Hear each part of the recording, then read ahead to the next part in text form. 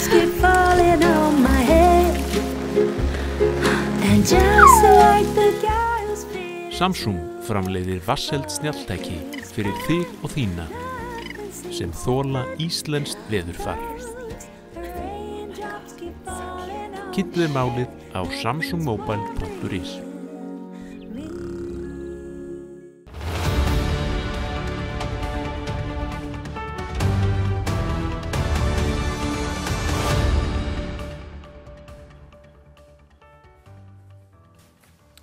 Komið sæl og blessuð og velkomin í Spursmál, föstudaginn 9. maí. Það var nokki beint upplífgandi að líta út gluggann þennan morgunin hér á höfuðborgarsvæðinu þegar hundslappadrífan barst af himni eins og ekkert væri sjálfsæðara þó komin sé inn í miðjan maímánuð. Við erum hérna með örlitla klippu úr hádegismóðunum frá því rétt áðan. Þetta er ekki skemmtilegt. En við skulum vona að þetta sé páskarhetið og að það sé bara aðeins seint á ferðinni. Ég sagði reynda við syni mín í morgun að við skildum prófa að setja skóinn út í glugga. Það geti vel verið að jólasveinninn myndi ruglast í rýminu vegna alls þessa. En ég ætlaði líka að nefna við ykkur að bókaklúbbur Spursmála, hann er auðvitað í fullum gangi og núna á miðvikudagskvöldið þá tók ég samtal við Geir H. Haarde ævisögu hans. Við hittust á vinnustofu Kjarval fyrir fullum sal, mikil stemning og gaman að fara yfir þessa góðu bók hans. Og við ætlum núna í þessu mánuði að fara yfir Kúbudeiluna eins og ég hef áður nefnt. Hún er eftir Max Hastings, þýdda Magnúsi Þór Hafsteinsinni og í lok þessa mánuðar ætlum við að hittast að nýju og fara yfir þá merku sögu. Þar er að finna margar áhugaverðar frásagnir og lýsingar sem að hægt er að heimfæra á daginn í dag og þau stóru tíðindi sem að við erum að lifa vítt og breytt heimsbyggðina. Og talandi stórviðburði í heimssögunni, hér á forsíðu Morgunblaðsins erum við með glæsilega ljósmynd af hinum nýja páfa, Róbert Francis Prevost, kardinála, sem hefur tekið sér páfanafnið Leó XIV. Hann tekur við af Frans I sem lést í liðnum mánuði og þarna er hann að veifa til tuga þúsunda manna á Péturstorginu í Róm. Við óskum honum velfarnar og munum þetta ræða aðeins þetta páfakjör hér í fréttum vikunar rétt á eftir með þeim Urði Örlygsdóttur og Oddi Þórðarsinni. Þau eru bæði fréttamenn á Ríkissjónvarpinu. En það eru fleiri mál hér af heimavelli líka. Í vikunni urðu þau tíðindi að einkafyrirtæki tók við rekstri fríhafnarinnar í Keflavík. Það er gríðarstór verslun sem að flestir Íslendingar þekkja vel. Þar hefur fólk keypt áfengi og tóbak og sælgæti og snyrtivörur áratugum saman og nú er ríkið hætt að reka þessa verslun sjálft, það er að segja Isavia og hefur falið þýsku risafyrirtæki einmitt á vinnu. Það er áhugaverð staðreynd í ljósi þess að mikið hefur verið deilt það hvort að ríkið hafi einkaleyfi á áfengisölu í landinu. Margir hafa haldið fram að ÁTVR og ríkissjóður séu þau einu sem að megi gera það innan landamæra Íslands og að einkaaðilar eigi ekki að skipta sér af slíkum rekstri. Nú hefur ríkið með próaktífum hætti tekið ákvörðun að fela einkaaðila sölu á áfengi í einni stærstu áfengisverslun landsins. Þá hlýtur hið sama að ganga yfir alla aðra verslunareigendur og spurningin hvort að þarna hafi dauðadómurinn verið felldur yfir áfengis- og tóbaksverslun ríkisins. Það mun auðvitað koma í ljós. Ég hafa undanförnu lent í dálitlu veseni með að ná í þingmenn Samfylkingarinnar. Samfylkingin virðist ekki vera mjög spennt fyrir því að mæta hér á vettvang Spursmála og ég velti vöngum yfir því af hverju það hefur reynst erfitt, ekki hafa þingmenn aðra ástæðu en þá að mæta í þætti sem þessa til þess að bera rök á borð fyrir sínum sjónarmiðum og þeirri stefnu sem að flokkur þeirra stendur fyrir. Nú hef ég fengið það staðfest að framkvæmdastjóri þingflokks Samfylkingarinnar, Þórður Snær Júlíusson, hefur lagt mikla áherslu á að þetta fólk mæti ekki hér í þáttinn og ég verð að viðurkenna að mér finnst það hvorki lýðræðislegt né skynsamlegt. Ég skil ekki þingmennina þó að ég kunni að skilja Þórð Snæ persónulega. Sennilega er þetta hérna ástæðan fyrir því að hann vill ekki að þau komi hingað á þennan vettvang. Og mér langar bara til að spyrja þig vegna þess að nú stefnir ég að þú farin á þing eins og ég nefndi í upphaf máls míns og þannig eru svona, ég leyfi mér að segja ýmis skrif sem að skera dálítið í augu og mér langar til þess að því að þú skrifaði þetta undir dulnefninu Þýska stálið. Hér er einn texti sem að mér langar til að bera undir þig.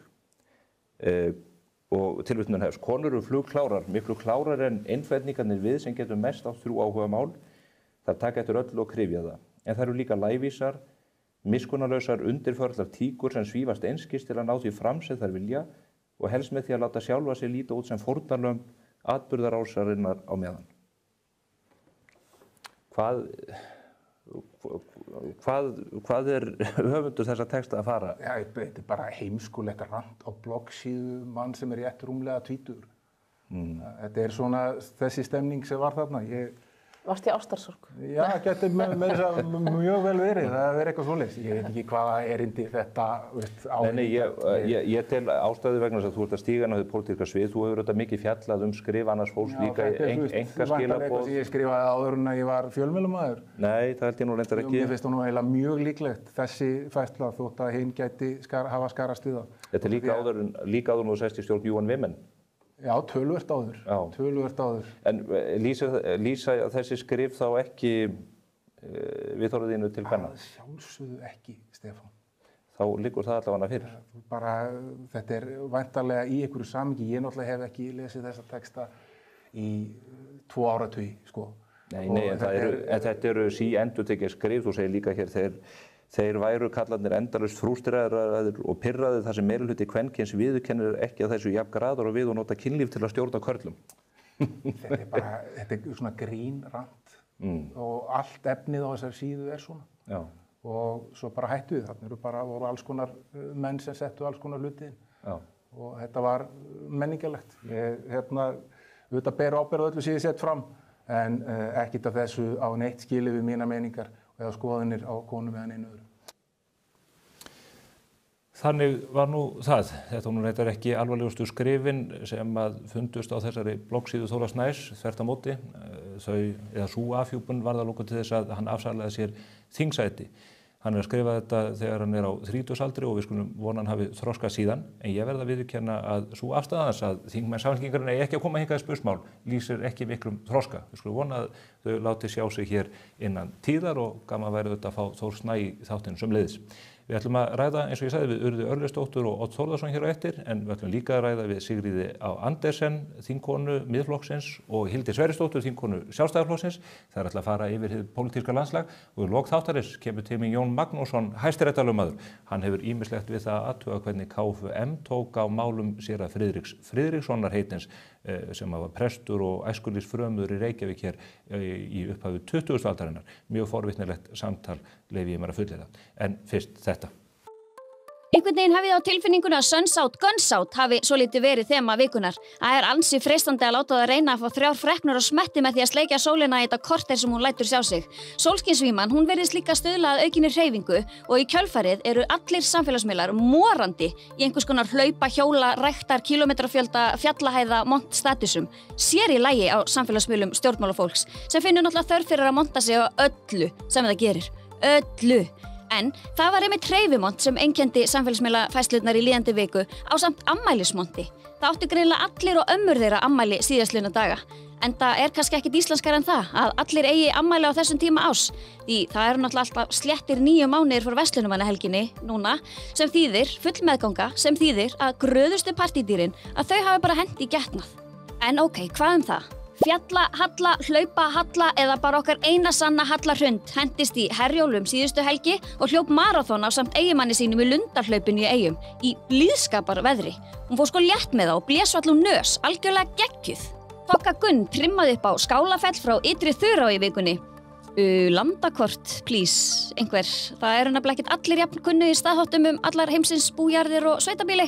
En allavega, hún var í sérlega góðum félagskap, vinkvenna sinna þeirra Tobbu og Birtu, en Birta sko lóðvinkona Toggu sem greinilega fær mjög oft og mikið að éta og hefur kannski bara gott að því að fara stundum upp á fjöll án þess nú að vera eitthvað fytusmána menn eða dýr. Og svo fór hún líka til Svíten með Höllu Tom, forseta og COVID-ölmu.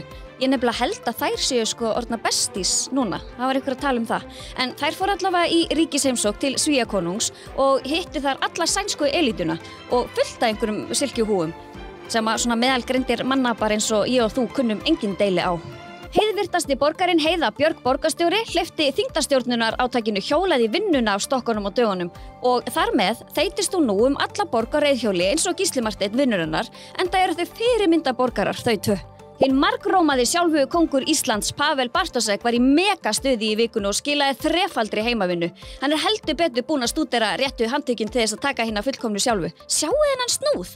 mesta krútt í heimi. Pírataprinsessan og loftslagsriddarinn Dóra Björt flaug frá Keflavíkurflugvelli til Litáen í flugvél, mjög stórri farþegaflugvél eða mjög stórri breiðþotur sem brennir mjög miklu eldsneyti til að vera viðstödd loftslagsráðstefnu og sækja viðurkenningarskjal í þágu loftslagsmála.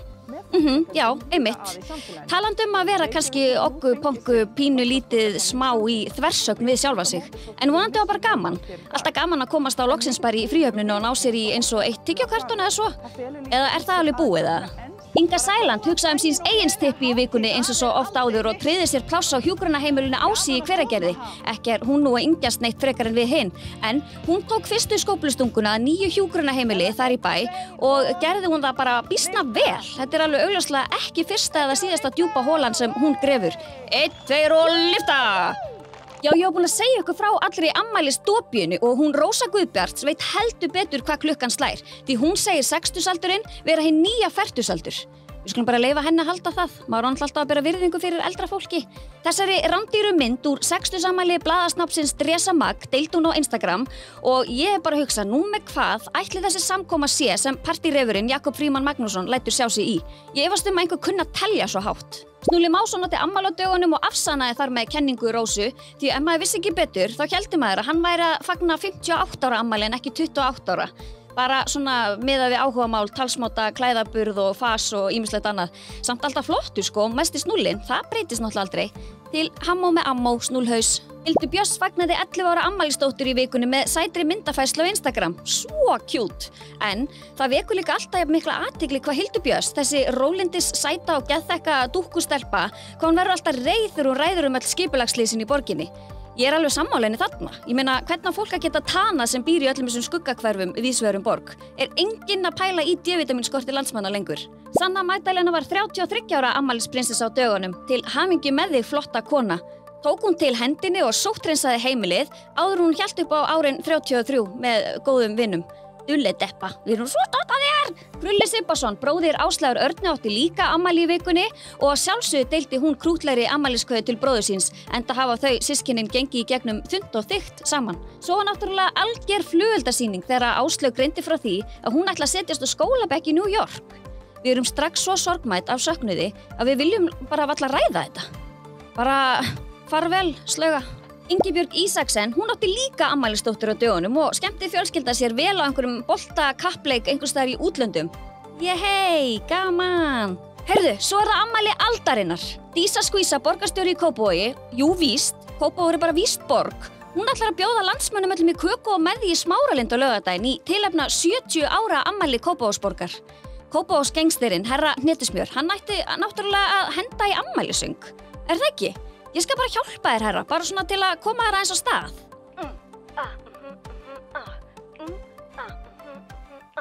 70 ár. Coop City, að búa þar er bara alls ekkert city með Ásdísi Kristjáns í brúnni. Hei, náið í champagne handa frúnni af dýrustu sort. Þá sleppum við að senda bænum afmæliskort. Ok. Það er komið tími til að tóna þetta eins niður.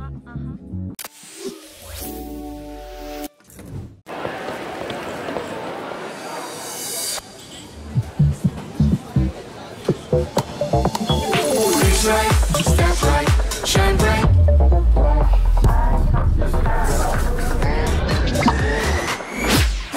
Feels right, step right, shine bright, just right.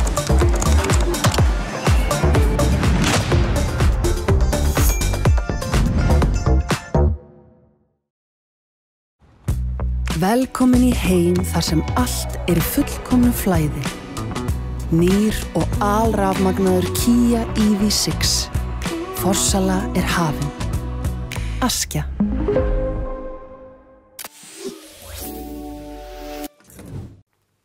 Komið sælað 9. Hingað eru komnir 2 fréttahaukar úr Efstaleiti, góði vinnur okkar, Oddur Þórðarsson og Urður Örlygsdóttir.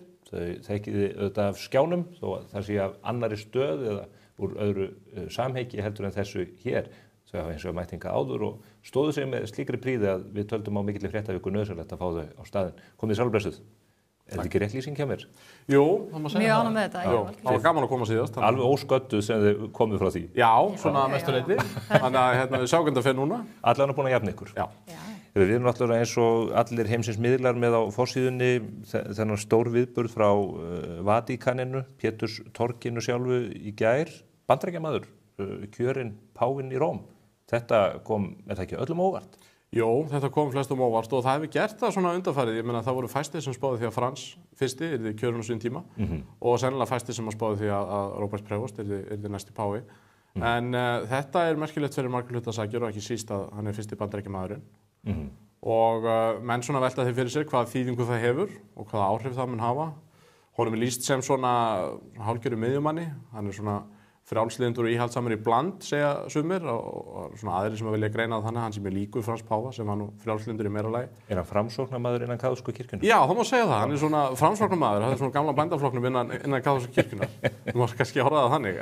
Þannig að það verður mjög fróðlegt að sjá svona hvaða stefnu hann tekur í þessu embætti, og þetta er embætti sem hefur mikil áhrif á hálfan annan milljarð manna alla veröld. Hann náttúrulega var ekki mjög sýnilegur opinberlega, við heimurinn þekkti hann ekki, en Frans páfi hafði valið hann sem í raun yfirmann á biskupavali innan kaþólsku kirkjunnar. Það hlýtur að vera mjög áhrifamikið embætti þrátt fyrir allt innan kerfisins. Jú, og það er tiltölulega nýlega sko, og það er ekki fyrir bara 2023 að hann er gerður kardináli, ef við erum að fara rétt með, og þannig að svona hinir kardinálarnir þeir hafa þekkt hann og hann var náið með páfa, en við hinn sem að svona búum í öðrum löndum og fylgjumst ekki eins vel með, við þekktum hann ekki, þannig að þess vegna verður mjög gaman að sjá svona hvert hann fer með kirkjuna núna.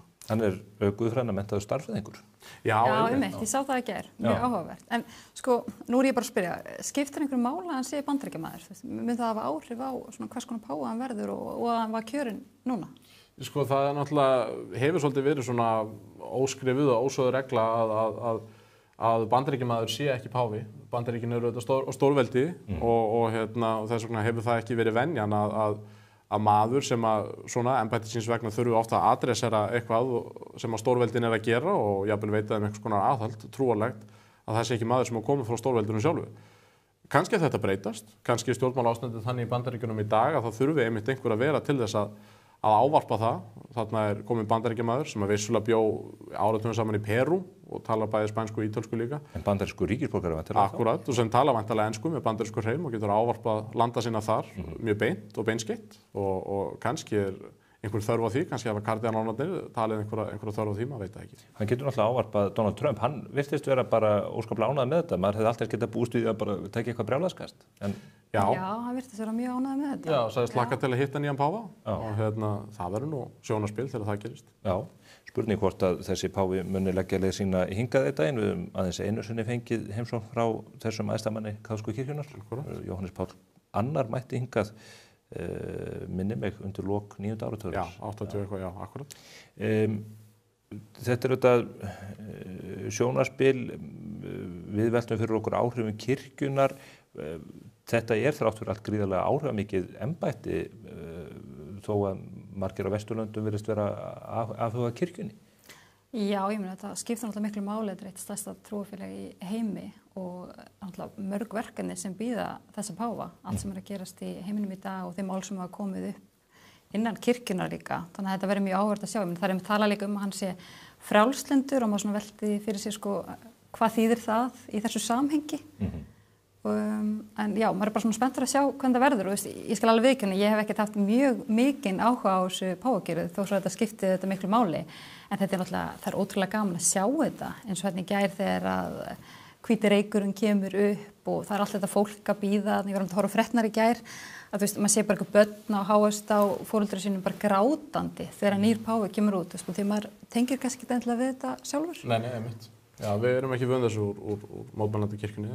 Nei, þetta er mikið sjónarspil og þetta get ég sagt eigin reynslu komið nokkru sinnum bæði á Péturstorgi og í Péturskirkjuna sem er stærsta kirkja í heimi að þetta er auðvitað ótrúlegt fyrirbæri. Páfasafnið líka í Vatíkaninu og annað, þannig að það er full ástæða til að hvetja fólk til þess að leggja leið sína til Rómar og kynna sér þessa miklu menningu. Og það eru 12-13 ár síðan að Frans páfi var kjörinn. Já. Og Leó 14. hann er verður hann ekki 70 í ár? Jú. Þannig að þannig að gefum okkur það, kannski verði í 20 ári viðbútt, þá munum við ekki sjá annan páfa næstu 20 árin. Þannig að þetta alltaf stór viðburður og búið að vera mjög gaman að fylgjast með. En enginn veit sína ævina, við höfum líka haft páfa 20 sem tólfuð bara í 3 mánuði. Já, akkurat. Það allt til. Þetta allt gerst. Já, en hvernig... Óskum honum langlífis. Akkurat. Hvernig velja þeir sér nöfn? Það bara... Það bara einhver persónulega ákvörðun held ég. Já, það lag nú reyndar út að hann hefði ráðfært sig kvöldið fyrir þessa loka niðurstöðu. Það hefur greinilega stemt í þess átt við bræður sína 2 og hann auðvitað þarna í langri röð Leóana. Frans fyrst merkilegur auðvitað fyrir það sakir að hann tekur sér fyrstur þetta nafn, þessa mikla dýrlings. Leó 13. ef ég maður rétt páfi sem fellur frá í upphafi 20. aldar. Já. Og var umbóta sinnaður og þeir hafa verið taldir það sem hafa búið þetta nafn. Þetta er alltaf svona vígalegt nafn. Já, Leó. Já, akkurat. Já, merkileg saga. En það eru fleiri tíðindi af alþjóðasviðinu. Maður hefur andaktugur og hálf skeldur fylgst með þessum atburðum í Kasmír héraði. Oddur, þú hefur flutt okkur fréttir af þessum vettvangi, reyndar oftar en einu sinni, en núna slík stigmagnun milli kjarnorkuveldana Pakistans og Indlands að það gæti endað með styrjöld, stór styrjöld. Já, það gæti gert það og þetta mjög ljótt að sá að það liggja tugir í valnum eftir svona árásir og skæru getum við sagt og kjarnorkuveldi 2 og svona miklir og svarnir óvinir og það halda allir niður í sér andanum og vona að þetta fari ekki illa. Þetta engin smáríki, Indland fjölmennasta ríki í heimi og Pakistan held ég 5. fjölmennasta ríki veraldar. Einmitt nákvæmlega. Þannig að það gríðarlegur kraftur sem býr þarna baki og sem hægt að leysa á læðingi út í það fer. Og það eitthvað sem við viljum ekki sjá og þetta mjög djúpt á þessum átökum. Þetta búið að vera áratugi að malla og það hefur soðið upp úr áður bæði með allsherjar stríði og líka svona minni skærum getum við sagt á átökum. Við vonum auðvitað það sé tilfelli núna, ekki það að það verði svona heitt stríð úr þessu. Það hefur ekki gerst síðan áður en að þessi ríki urðu bæði kjarnorkuveldi og það er svona spurning hvort að menn svona kannski fari sér hægar í ljósi þess að þau eru búa bæði við gereyðingavopnum. Ég held að tíminn muni bara leiða það í ljós næstu dag og vikurnar, svona hvert stefnir. Ég ætla nú að svona leiða mér að vera það glannalegur að spá að það sjóði ekki algjörlega upp úr. Að þetta haldist afmarkað að þessu leyti að það getur komið til einhverja frekara átaka en að það blossi ekki upp hér styrjöld milli þessara tveggja valdamiklu ríkja. Nú erum við nú á vettvangi bókaklúbbs Spursmála núna að lesa okkur í gegnum Kúbudeluna frá 62 og menn eru mikið að velta fyrir sér ákvarðanatöku leiðtoga. Menn eru oft að taka ákvarðanir með takmarkaðar upplýsingar og menn óttast stigmögnun átaka og jafnvel notkun kjarnorkuvopna ef að menn misreikna sig.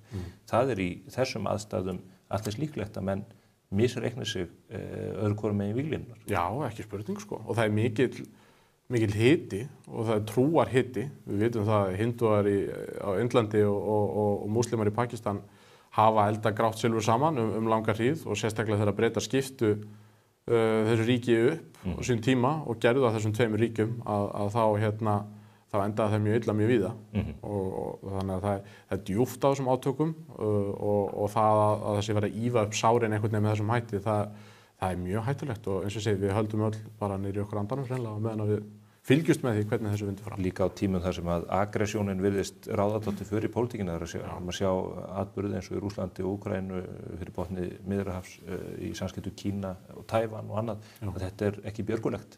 Nei, alls ekki og ekki á það bætandi að fá svona annað stríð einhvern veginn ofan í öll hin sem að geisa. Við vorum nú að minnast þess í gær að það séu 80 ár liðin frá lokum seinni heimsstyrjaldar. Í Evrópu. Í Evrópu þar að segja, já, rétt og svona á þeim tímamótum erum við einhvern veginn svona vartbergi gagnvart þeim átökum sem geisa í heiminum í dag og útlitið hefur kannski bara aldrei verið svartara einmitt núna eins og það var þá. Frá lokum allavega kalda stríðsins. Já, akkurat, já, nákvæmlega, já, má segja það. Nóg af tíðindum frá Austurlöndum. Þið hefur verið að fjalla með mögnuðum hætti mál sem að tengjast njósnafyrirtækinu PPP. Þið voru með Kastljósþátt núna í vikunni þar sem að ljós varpað á það að mjög viðkvæm gögn sem að hið opinbera hefur aflað með dómsúrskurðum, hlerunum og öðru slíku virðast bara verið í dreifingu. Þetta hefur einhvern veginn komist út fyrir veggi sérstaks saksóknara. Þetta er rosalega alvarlegt mál.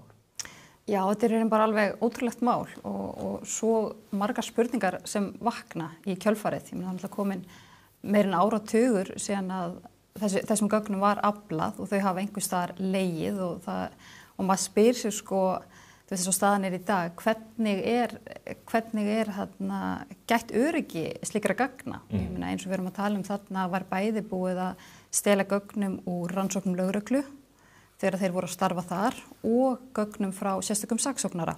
Og þarna erum við að tala líka sko, eins og kom fram í Kastljósþættinum núna á miðvikudaginn, að þá er þetta mikið af gögnum, viðkvæmum persónlegum gögnum sem höfðu ekkert með þessi mál að gera. Þannig að þessum gögnum hefði raun átt að vera eitt bara leið og þeim var aflað, eins og til dæmis ef við kemur símhlerunum. Það sem eru samtöl milli fólks jafnvel mjög persónleg og viðkvæm mál, en tengjast ekki rannsóknarhagsmunum út af hruninu?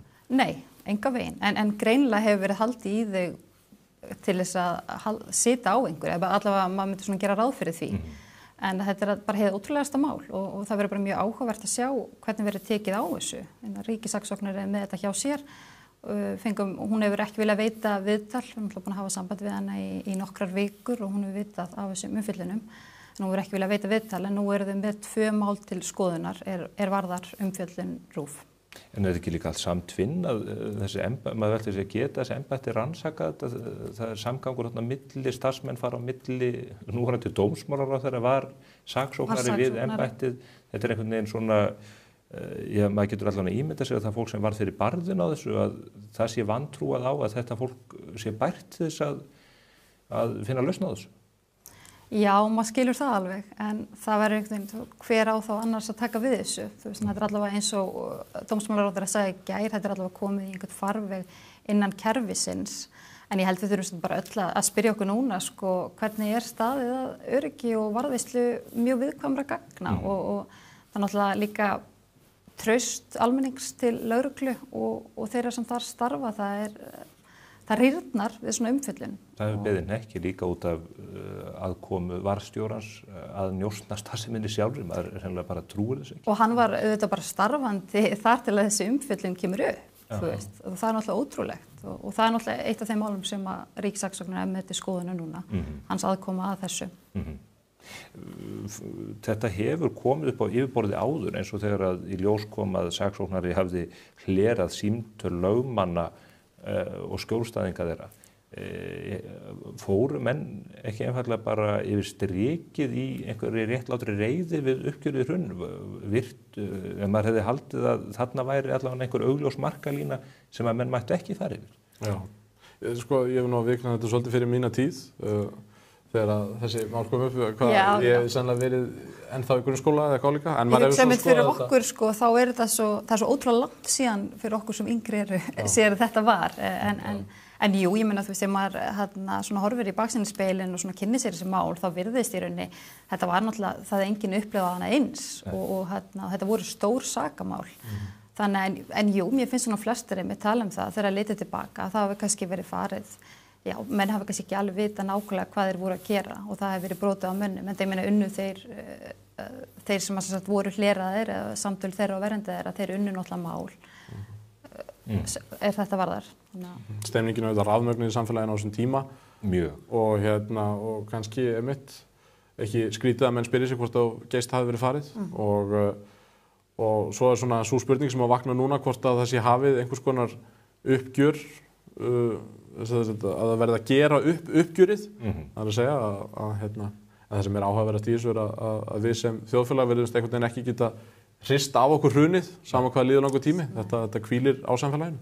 Ég tók viðtal við Geir H. Haarde í fyrrnefndum bókaklúbbi núna á miðvikudagskvöldið, við vorum að ræða ævisöguna og sérstaklega kaflann hrunið og þetta landsdómsmál gegn honum er auðvitað eitt dæmi um það hvernig menn mistu fókus og töpuðu sér því að það stóð ekki steini við steini. Mjög áhugavert að fara yfir það mál með honum á þessum tímapunkti. Pólitíkin almennt, það hefur nú ekki verið tíðindalítið eins og við þekkjum starfandi á þessu vettvangi.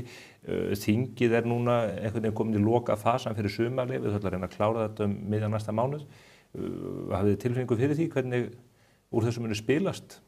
Já, það er spurning. Það er náttúrulega, þú veist, þetta veiðigjaldafrumvarp, það er náttúrulega sem kannski ber hæst í þessu, tekst að koma því í gegn fyrir sumarfrí og við vitum það auðvitað að ef það tekst ekki þá þarf að leggja það mál fram að nýju þingi sem að hlýtur að vera eitthvað sem að stjórnarmeirihlutin vill ekki þurfa að gera, klára þetta núna og það verður mjög fróðlegt að sjá, það eru líflegar umræður í þinginu og gaman fyrir okkur sem að fylgjast með að lesa í allt sem að þar kemur fram og lesa í svipbrigði fólks sem að sitja út í þingsal og annað, það er fjör í þinginu getur við sagt, en það verður fróðlegt að sjá hvort það takist að koma þessi gegn fyrir sumarfríið ekki. Já, það verður myndi verið áhugavert líka þegar þetta er alveg nýtt, við erum með nýja stjórnarandstöðu og nýja ríkisstjórn og já, þetta er bara verið mjög líflegt hingað til. Kristrún verðist nú sérlega vel í gegnum þetta, mælist með mikið fylgi, en eins og núna í strandveiðunum sem eru hafnar vítt og breitt um landið, að það er komið í ljós að þau geta að þeir verðist ekki staðið við loforðið sem þau gáfu. Það fyrsta sem atvinnuvegaráðherra sagði þegar hún tók við var það að það hefði forgangsmál að tryggja strandveiðarnar 48 daga, skerðingalaust eins og Flokkur fólksins myndi orða það. Það er ekki til fiskur í sjónum eða heimildir til þess að tryggja það?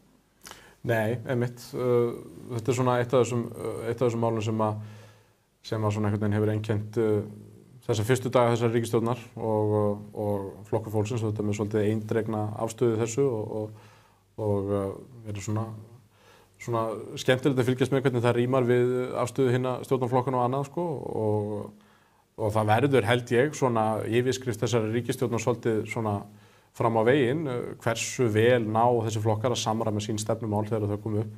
Það var eftir að taka fleiri málum eins og þjóðaratkvæðagreiðslu Evrópusambandsaðild og það er Já, við erum eftir að koma að stóru málumum. Já, og mikið og þetta er kannski eitt af þeim, svona hvort það kannski ber einhvers þar í milli. Fyrstu fjárlögin, þau eru framöndan. Akkurat. Íslandsbankin verður seldur núna bara á allra næstu vikum, er það ekki? Jú. Skilst það? Já. Ætlaði að kaupa hlut? Ef mann er vondi. Já, ef mann er boðið, allir það sem fyrirkomulagi afstöðu, það er spurning. Já, þeir eru að segja að okkur verður öllum heitt á borðinu. Já, ok. Það er spennandi. Já. Þakka ykkur kærlega fyrir komin að fara yfir þessi miklu tíðindi víða að. Það er gott að heyra í þeim sem að standa í storminu miðjum, Oddur og Urður. Takk kærlega fyrir. Og góða helgi. Sömuleiðis. Hér eftir örskamastund þá eru það þingmennirnir Sigríður Andersen og Hildur Sverrisdóttir. Það er allir mitt að koma inn á þessi mál sem við tókum fyrir hér rétt í lokin. Það eru veiðigjöld, strandveiðar, bankasala, saksóknaramál og margt fleira. Fylgist þið með.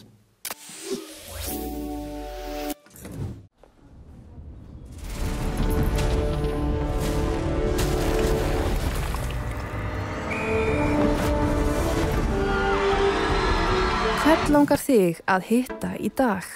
Pennin Eymundsson. Ristnan á leiðinni niður. Gott eða slæmt? Cardio. Einfaldari útgjöld.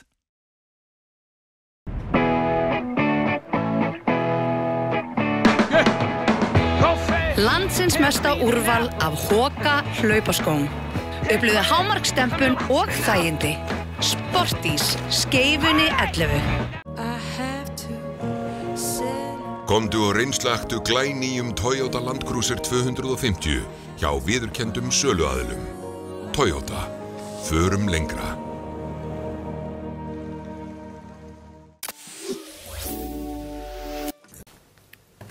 Ná, komið sæl á nýjum. Við erum búin að fara hér yfir fréttir vikunar með þeim Oddi Þórðarsyni og Urði Örlygsdóttur, en það eru þetta fleiri fréttir í vikunni sem að tengjast ekki síst þinginu.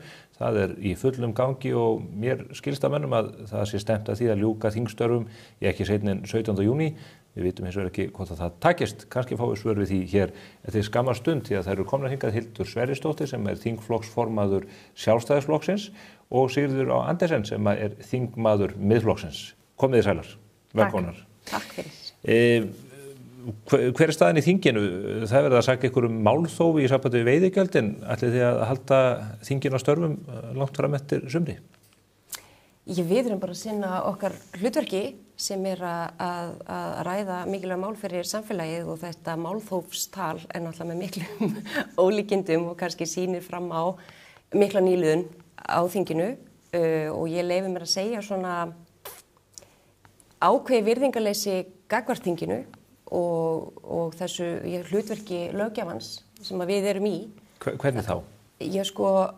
Ráðuneytin setja ekki lögin í landinu.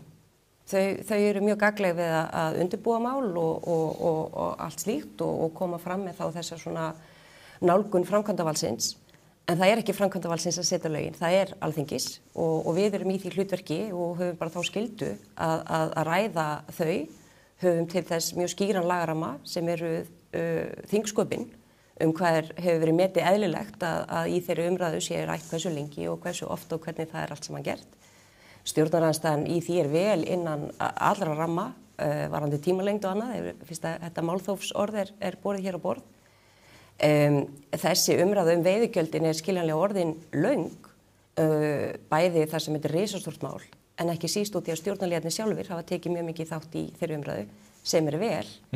En ef þá nota þá lengd umræðuna núna sem vopn, gagnvart því að það einhvern veginn að tempra umræðu stjórnarandstöðunar, stenst enga einustu skoðun og ég verða, eins og ég segi, lýsa undrun minni á að þau leyfi sér í rauninni svona fljótt. Þetta náttúrulega kjörtímabilið nýbyrjað, þingið svona, það langt í rauninni við sem höfum verið þarna lengur en nokkra mánuði að við horfum fram í svona þingloka panikk.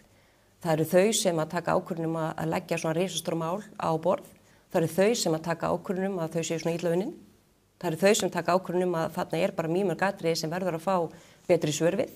Þið í vandræðum með að fá upplýsingar við, höfum nú verið að kalla eftir upplýsingum til þess mat á því hvort að skatttekjur ríkisins muni aukast vegna þessarar löggjafar, en það virðist vera allavega mjög djúpt á þeim gögnum. Já, sko, ég hef í pontu Alþingis bæði spurt forsætisráðherra og fjármálaráðherra hvort þau geti fullyrt að til dæmis vegna veiðigjaldana að kakan muni stækka frekar minnka, að muni koma fleiri krónur í kassan en ekki færri og hvort þeirra gat fullyrt neitt það.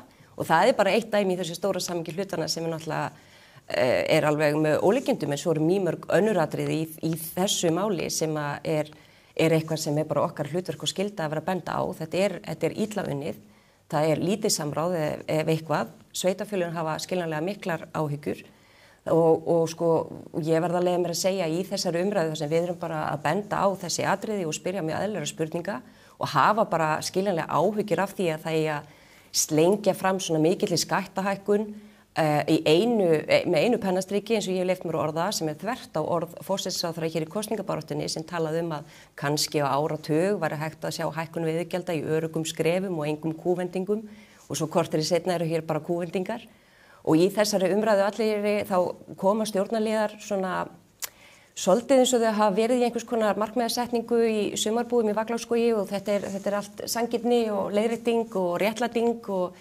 og skoðanakannanir og eitthvað slíkt sem góður og gjalda verð, það þó þeirra pólitík. En ég á Alþingi og með umboð frá þeim sem kusu Sjálfstæðisflokkinn til þess að ræða ekki bara frasa, heldur bara alvöru máls og bara hvernig málin í raun og veru og það bara okkar hlutverk og við tökum það alvarlega og munum gera það áfram.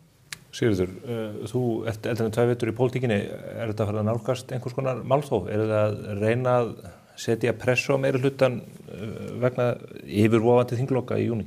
Nei, alls ekki og forseti þingsins Þórunn Sveinbjarnardóttir, hún steig nú fram held ég í fréttum einhvers staðar og sagði að þetta væri ekki málþóf, þetta eins og þetta liti ekki út fyrir að vera málþóf þessu umræður og það hófust nú sko, það var tekin einn dagur í þetta, hvenær var það, mánudagur, þriðjudagur og þær umræður voru þótt ég segi sjálf frá, ég tók þátt í þeim, bara mjög skemmtilegar og fróðlegar og innihaldsríkar myndi ég segja og hefðu nú haldið einmitt sérstaklega fyrir nýliðana hefðu nátt að vera það vegna þess að svona fyrir þá sem ekki þekkja sko þá á þingmaður rétt á því að tala í 20 mínútur sko halda ræðu 20 mínútur þar að segja annars verið í 15 mínútur ræðu og síðan í aðra ræðu 5 mínútur. Finnst mönnum það of mikið þegar verið að ræða svona mál þurfum menn vera að hissa á því að þingmenn vilji nýta sér þessa 20 mínútur til þess að koma á framfæri sínu sjónarmiðum í þessu stóra máli og síðan að taka þátt með andsvörum við aðra þingmenn, ekki úr sínum eigin flokki, það gera menn ekki, heldur taka bara svona málefnalega umræðu við þingmenn í öðrum flokkum og fyrir mitt leyti, ég nú þingmaður fyrir stærsta og mesta sjávarútvegs kjördæmi landsins, Reykjavík kjördæmi norður. En ég átta mig auðvitað á því að það auðvitað allt önnur áhrif sem að þetta mál hefur hér í Reykjavík og þess vegna hefur mér þótt áhugavert að taka þátt í umræðum með öðrum þingmönnum utan á landi til þess einmitt svona að fá að heyra frá þeim svona hvernig þeir meta og ég hef alveg óhyggað bara spurt svona það sem mér liggur á hjarta að vita frá hvernig menn líta á þetta á Patreksfirði eða Höfn í Hornafirði og svona. Þannig mér finnst það fróðlegt og ég held að það sé gagnlegt fyrir umræðan að þetta komi fram. Það er mikið af reyndu sveitarstjórnarfólki á þingi í ýmsum flokkum, ef ekki öllum, að þetta fólk finnst mér að þurfa að leggja fram svona sína innsýn frá því sjónarhóli. Þannig að þessar umræður hafa verið mjög gagnlegar og nú er svo komið að ég held að flestir sé nú búin að halda eina ræðu, flestir þingmenn, sem annar bara ætla að gera það. Þannig að menn eru núna að klára þetta með einhvern 5 mínútna ræðum og það er hlaupið til hand og fóta hér í einhverju paniki, umræður sem er við það að klárast. Er þetta ekki að þú stuttur að tími í raun? Það má í sjálfu sér alveg færa rök fyrir því í mjög stórum málum að þetta geti verið það og það hafa komið inn á þingi, við munum eftir málum eftir hrun, fjármálamarkaði og annað, það sem að það mætti alveg færa rök fyrir því að þetta mætti alveg vera lengra, eða minnst ástu fleiri ræður, kannski þau ekki allar svona langar, en í öllu falli að þá var nú upplaup á miðnætti í gær þegar þingfundi átti að ljúka og að menn vissu ekki af öðru en að þingfundi ætti að ljúka þá tekur forseti bregður hún á það ráð að halda umræðinu áfram án þess að gefa skýringar á því og þetta er alveg óþarfa svona ónot sem að verður að hreyta í stjórnarandstöðuna með svona framkomu þegar að það liggur ekkert annað fyrir en að menn séu sammála hvenær umræðinu ljúki. Er þetta þónum sem að leiðir þetta? Já, forseti kom óvænt í forsetastól rétt fyrir miðnætti í gær og lýsti því ekki yfir að umræðin myndi halda áfram, heldur bara boðaði menn áfram á mælendaskrá þótt að klukka væri orðið þannig að það væri ljóst að menn gætu ekki lokið ræðu ef að fundi þetta ljúka á miðnætti. Þannig að þetta ber vott auðvitað einhverja taugaveiklun sem að ég get alveg skilið ef að menn eru búin að múra það inn í sinn heila að menn ætla að ljúka tilteknum málum á þessu stutta þingi sem að þetta þing hefur verið. Það er að segja og ég hef nefnt að ég hefði haft alveg fullan skilning og hefði ekkert hýjað á ríkisstjórnina þótt hún hefði ekki komið með öll þessi mál á þessu þingi. Þú veist, ég meina það hafa allir skilning á því að kosningarnar voru í nóvember, þannig að menn eru að leggja fram sín fyrstu mál í febrúar.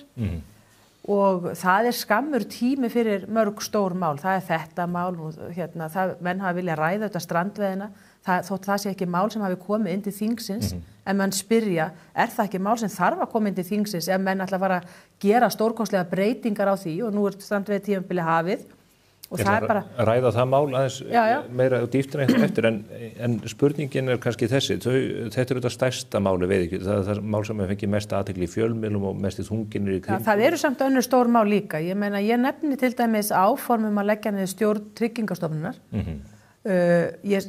mjög stórt mál í því sama þingmáli sem er áformum að tengja bætur almannatryggingakerfisins við launavísitölu, það er mjög stórt mál og það kannski kemur einhverjum á óvart að það er fullkomin samstaða með til dæmis ASÍ, Samtökum atvinnulífsins, Viðskiptaráði Íslands. Þetta eru aðilar sem koma á fund til mín í velferðarnefnd í vikunni og öll þessi samtök lýstu yfir andstöðu við þessa tengingu og líka það að fella niður stjórn Tryggingastofnunar, svo ég taki þetta bara sem stórt dæmi. En verða þessi mál, verður þau leið til lykta í þinginu, verður Kristrún ekki allavega að ljúka þessu veiðigjaldamáli bara pólitískt, bara til þess að koma með einhvern árangur út úr öllu þessu sjónarspili? Það má ég bara aðeins við það, þá þurfa menn að veltaði fyrir sér, hvað er árangur í pólitík?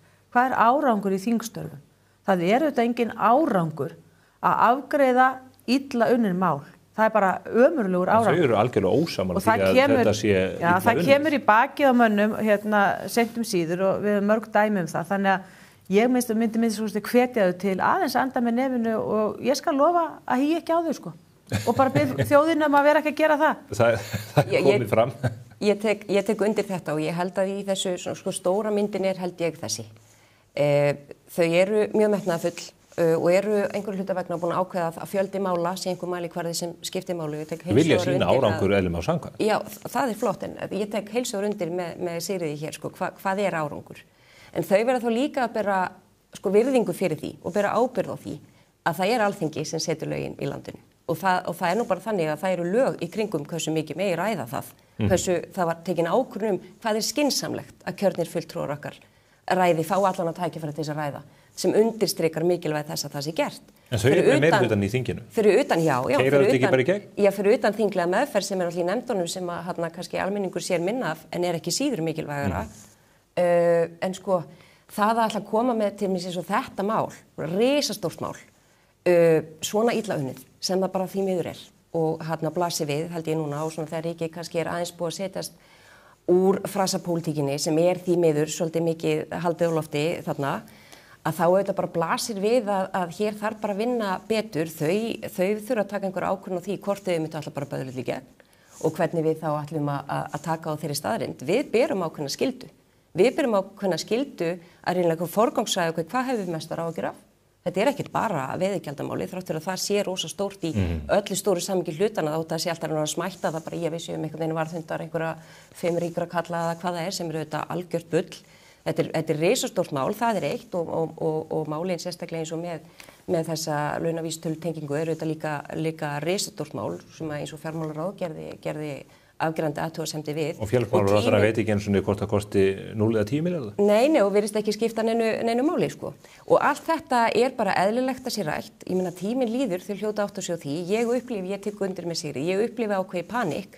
En það panikk skrifast á þau. Það eru þau sem ákveða að setja allt þetta á dagskrá. Það eru þau sem ákveða að vinna þetta með þessum hætti. Grímur Grímsson í Viðreisn, hann kom með athyglisverðan punktinn í þetta og hann sagði að þetta væri siðferðisspursmál að láta útgerðina þessi afskaplega vel reknu og öflugu fyrirtæki sem hafa skilað miklum hagnað á síðustu árum. Þeim bæri bara siðferðslega skyldur til þess að borga meira. Eru þið að standa í vegi fyrir því að menn axli siðferðslega skyldur til að leggja til samfélagsins eftir notkun eða nýtingarétt á sameiginlegri auðlind þjóðarinnar? Sko, þetta við finnum mikið fyrir því á þinginu og það er svona slegið sig með þessu sem ég kalla svolítið frasapólitík. Þetta allt mjög falleg orð. Þetta siðferði og sanngirni og réttlæti og leiðrétting og alls konar. Þetta orð sem geta átt við? Algjörlega. Og ég hef sagt það og ég stendi það og hef sagt það lengi að það auðvitað mikilvægt að það sé sátt á milli þessara ofboðslegu mikilvægu atvinnugreinar og þjóðarinnar. Og þjóðin á þetta ofboðslega mikið undir því að sjávarútvegurinn gengur vel. Þjóðin hefur grætt mjög mikið á alls konar alla kanta hvað sjávarútvegurinn hefur gengið vel. Þannig að þetta samspil mjög dýrmætt. Og ég verð fyrsta manneskjan til þess að taka þátt í einhverju samtali hvernig svo sátt getur best litið út. En það ekki hægt að ákveða eitthvað sé bara sátt og ákveða þá böðla máli áfram þegar það hefur svo margar afleiðingar sem ekki hægt að rökstiða með neinum hætti, vekur bara skiljanlega ugg og sem hefur ekkert að gera með þessa stóru, sterku aðila sem að umræðan því miður snýst mikið til því að málið bara miklu flóknari það. Sigurður, hvað finnst þér með þessar auglýsingar SFS sem að þess að þeir að reyna að koma sínum skilaboðum á framfæri? Það eru ágættar, bara samt aðeins varðandi þessa ræðu hans Gríms siðferðið og markmið með lögunum. Og það einmitt það sem svo gagnlegt í umræðu og svona ítalegri umræðu svona mál að það koma þarna fram, þá fær maður að heyra svona aðeins hver og einn þingmaður lítur á málið. Og mér svona virtist menn hafa mjög mismunandi svona skoðanir eða horfð á máli frá ýmsum sjónarhornum og hann telur þetta vera svona sérstakt markmið í frumvarpinu. Það kemur ekki fram í athugasemdum með greinargerð málsins að það sé sérstakt markmið að bæta eitthvað siðferði við skattlagningu eða þarfandi götunum. Aðrir þingmenn komu sumir hérna með, ástæðan fyrir þetta frumvarpi komið fram að við þurfum að fara að byggja vegi í kjördæminu mínu. Það vantar vegi, fólk vill fá vegi, hver vill ekki fá vegi og þess vegna þurfum við þetta frumvarp. Það kom heldur ekki fram og kemur heldur ekki fram í greinargerð eða athugasemdum með þessu frumvarpi að það sé sérstakt markmið að innheimta eitthvað tiltekið fé til þess að byggja eitthvað tiltekna vegi. Það ekki markmið. Markmið með sköttum, hvort sem þeir heita auðlindagjald, tekjuskattur, erfðafjárskattur eða hvað það að afla ríkinu tekna. Það eina markmiðið með sköttunum.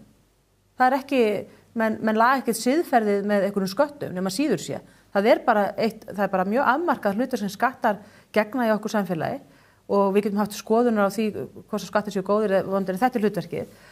Og það þurfti að benda þarna þingmönnum á það að það ekkert til sem heitir einhverju markaðir tekjustofnar í þessum tilviki að þetta færi sérstaklega í vegi og við höfum mörg dæmi það einmitt að aukin skattheimta fer einmitt ekki í vegi.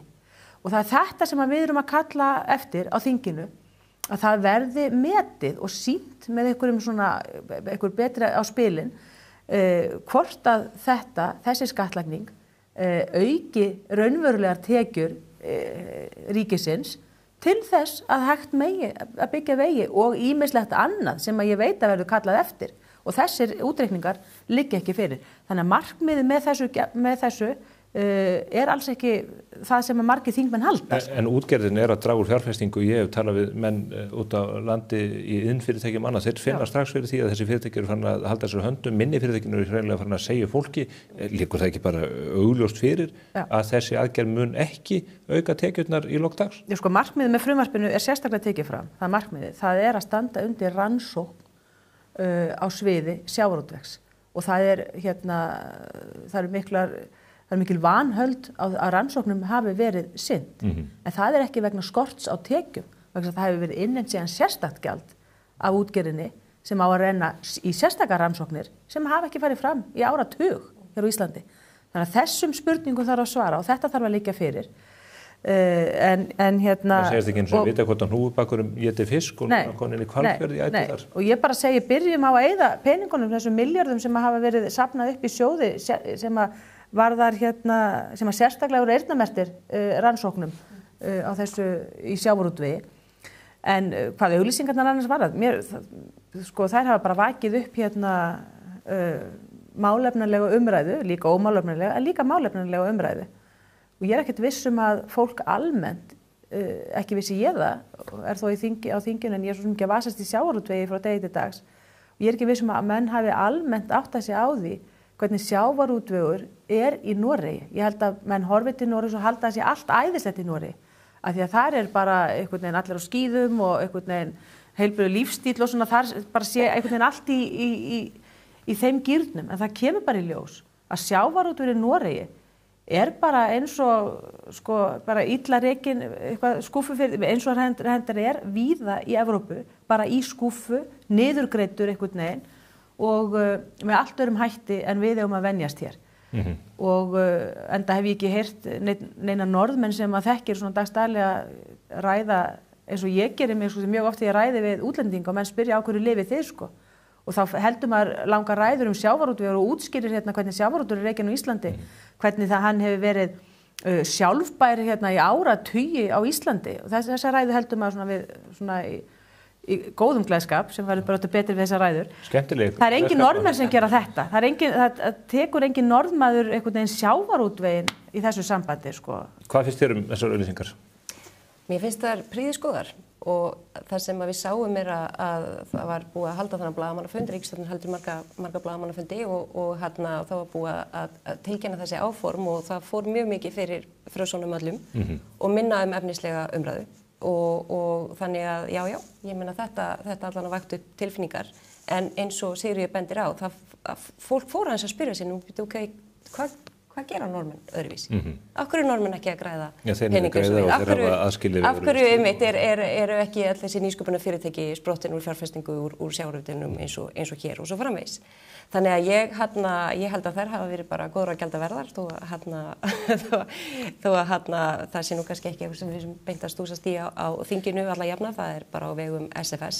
En mér langaði bara að nefna örstutt varandi hennar tilgang og hann nú verið svona, það er búið að tala með þessa vegi sem að auðvitað bara dagljóst þetta mynd bara fara í einhverja hít og þau veit ekki eins og hvort það verði eitthvað eftir í hítinu fyrir það fyrsta. En ég heyrði eitt stjórnarlega að segja að þetta væri svona ásýndarmál.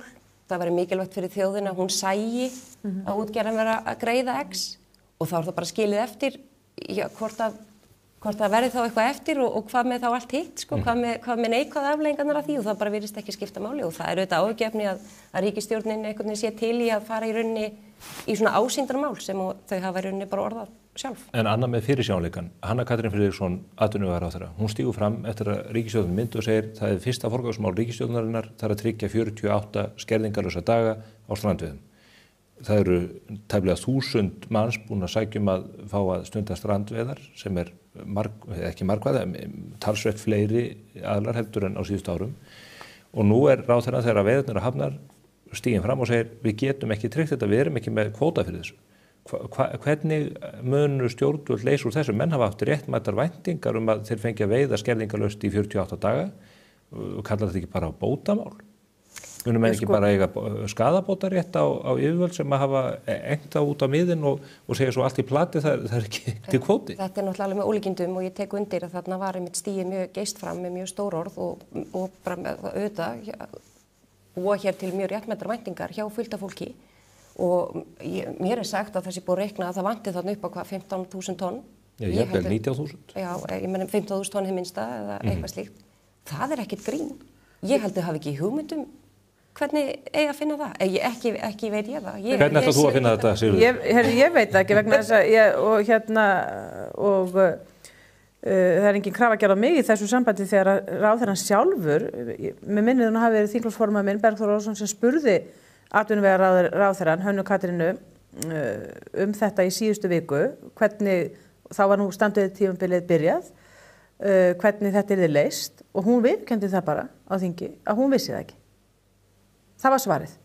En það búið að senda bátana út á hafið? Já, en þetta auðvitað, svona stjórnsýslan og ég hjó eftir því þegar tímabilið var byrjað að Fiskistofa hafði ekki ennþá afgreitt yfir 200 umsóknir. Það bárust yfir 200 fleiri umsóknir strandveiði leyfi í ár, heldur en í fyrra og ég veit ekki hvort að það er bara tilviljun að það er akkúrat sá fjöldi sem er umfram það sem var í fyrra sem að liggur enn óafgreiddur. Hvort að það er einmitt verið eitthvað að fíbla fólk egnaði til að sækja og þeir sem ekki sóttu í fyrra séu ekki að fá núna. Þessum spurningum er alveg ósvarað en þetta er spurningar sem verða settar fram aftur á næstu viku. En er algjörlega augljóst, algjörlega augljóst að ég meina þetta er auðvitað gert fyrir Flokk fólksins og ég meina ráðherra Viðreisnar, ég meina hafa sagt sjálfur hérna var sóun að ræða. Ég meina þetta er og ekki það, svo sem ég ætla ekkert að gera lítið úr því að stundum þarf maður að vera ríkisstjórn og miðla málum. Þú hefur lent í því? Ég hef lent í því, ég átta mig á það er bara verkefni, það er bara hið lýðræðislega verkefni nema þú sért einvaldur. Þú ert þingflokksformaður Sjálfstæðisflokksins. Formaður ykkar nýkjörinn, hún er bara í Bandaríkjunum. Hún er ekki þáttakandi í þessu risa umræðum þetta stóra hagsmunamál. Nei, það var sonurinn er að útskrifast. Tekur það marga vikur? Já, það tekur einhverja daga. Hún ákvaða að fara og sinna því eftir annars saman tíma. Þannig ég vona hún hafa það gott og við stýrum þessu með harðri hendi og erum í ötulu sambandi við hana að sjálfsögðu. Þannig að þetta er allt í ágætismálum. Þetta er 2 vikna leyfi ekki sem hún verið í? Jú. Já.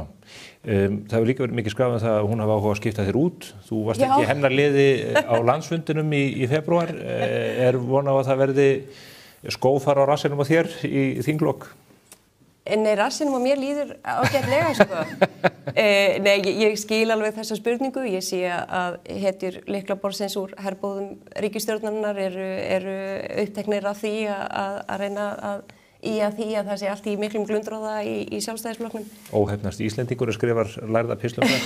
Já, ég ætla svo sem ekkert mikið að tjá mig þessi skrif. Ég fyrir mörgum árum síðan hætti að lesa kommentakerfi samfélagsmiðlana og þetta fer nú í svona svipamengi í mínum haus. Þú finnur ekki að titna undir þér? Nei, mér er algjörlega ljúft og skylt að upplýsum það fyrir þá sem hafa á því áhuga að við Guðrún Hafsteinsdóttur eigum bara mjög ljúft samstarf og þingflokkur Sjálfstæðisflokksins er bara frekar hress. Við erum aðeins nýju hlutverki og okkur finnst það ekkert leiðilegt, kannski vöðvaminni er aðeins öðruvísi, við þurfum stundum svona aðeins að minna okkur á að við erum í stjórnarandstöðu. Það sem verkefni er bara mæti vinnuna, það er okkar verkefni að benda á allt það sem misfara fer. Þau eru auðvitað stór og smá verkefnin og kannski ekki svona mismikilvæg og allt það en okkar verkefni er að mæti vinnuna og benda á þetta allt saman og spyrja spurninga og við erum svo sannarlega því og okkur líður ágætlega að þakka þér fyrir. Þetta upplýsir þetta einhverju leyti, við reynum að skiknast á tjaldabæki að sjálfsögðu. Það vil svo til að þið eru nú báðar lögfræðingar og þú ert nú fyrir dómsmálaráðherra líka, Sigríður. Það mæðir talsvert á núverandi dómsmálaráðherra út af þessu máli sem að Ríkisútvarpið fjallaði fyrst og varðar, ég leyfi mér að segja, óhuggulegan gagnaleka út frá embætti sérstaks saksóknara. Á þessu eru margar hliðar, en er þetta ekki risastórt mál þegar að gögn borgarana sem að meðal annars varpa ljós á mjög umfangsmiklar hleranir og njósnastarfsemi af hálfu hins opinbera verða opinber? Jú, þetta er alveg mál og það þarf ekki að fjölyrða neitt það, sko, þótt að hæstvirtur dómsmálaráðherra vilji fjölyrða mjög mikið það og það er svona svar hennar við öllum spurningum sem að henni hafa verið beint þetta sé mjög alvarlegt mál. Já, hún vill byggja á gögnum en ekki getgátum. Já, og þess vegna leyfði ég mér að varpa fram spurningum mitt sem að það hefði nú verið upplagt fyrir hann að vera búin að afla svara við, en hún gat ekki svarað, reyndar ekki mér, en ég hjó síðan eftir því fréttum RÚV í gær að hún gat svara RÚV sömu spurningu og ég hefði spurt þar að segja hvenær lögreglan hefði fengið vitneskju umfang þessa gagnanleika.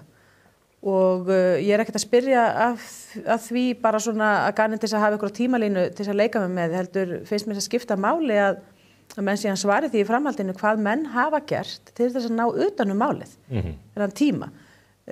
Dómsmálaráðherra hefur sagt að hún hafi fengið vitneskju þetta bara sama dag og Kveikur fjallaði málið, að þá væri á leiðinni, en hún fengið þær upplýsingar að væri leiðin umfjöllun hjá RÚV þetta mál og síðan er leiðin rúmvika.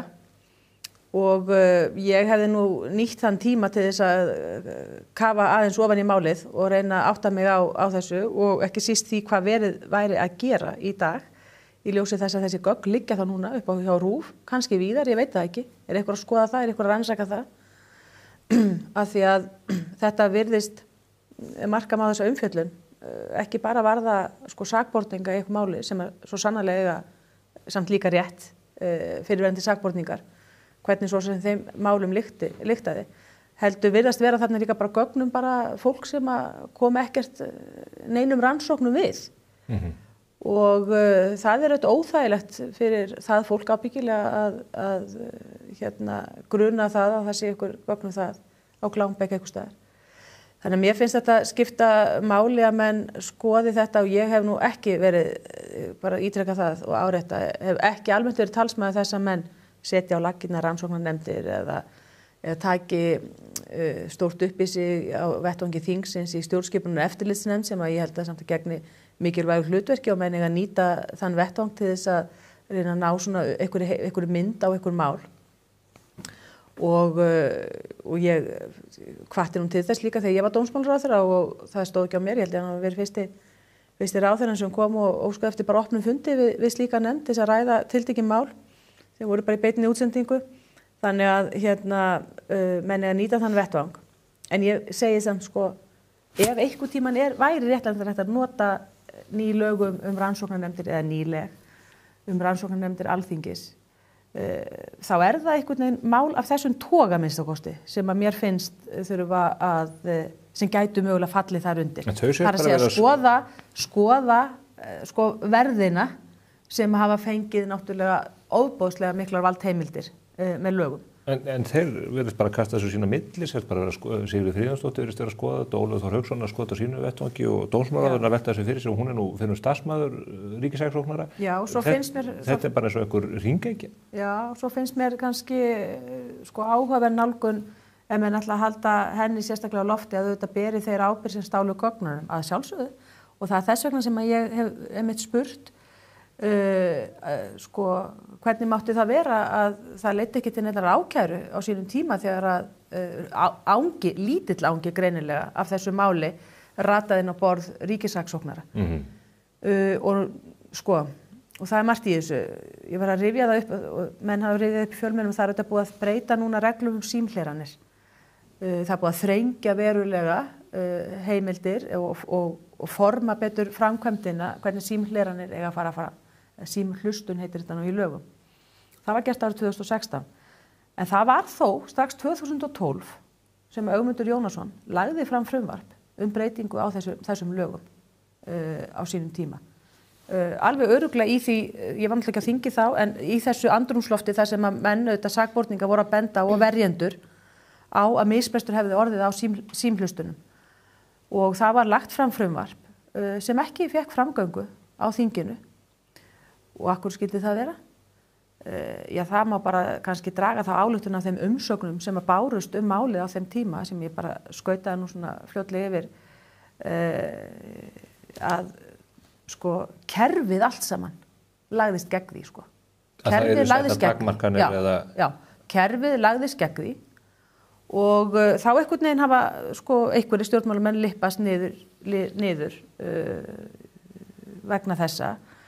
En ég bara bendi á að það sko að því menn kannski vilja þeim hætti til að segja stjórnmálin eða þingið leit þetta átölust, það var þó ekki þannig.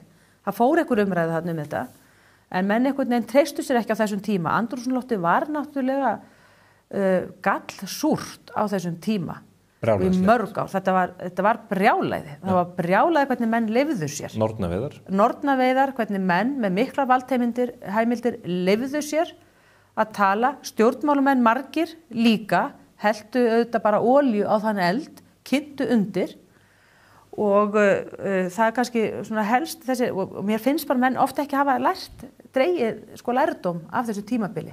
En þar var að rannsaka þetta, myndu þið styðja slíkt inn í stjórnskipunar eftirlitsnefnd að það liggur fyrir að þetta fólk ekki bært til að skoða þetta sjálf? Má ég bara skjóta aðeins á það því ég nefndi það á þingi og hvatti til þess að stjórnskipunar eftirlitsnefnd tæki þetta mál upp og þá kynnir forseti það sem hún síðan dróg tilbaka að nefndin væri þegar byrjuð að ræða þetta.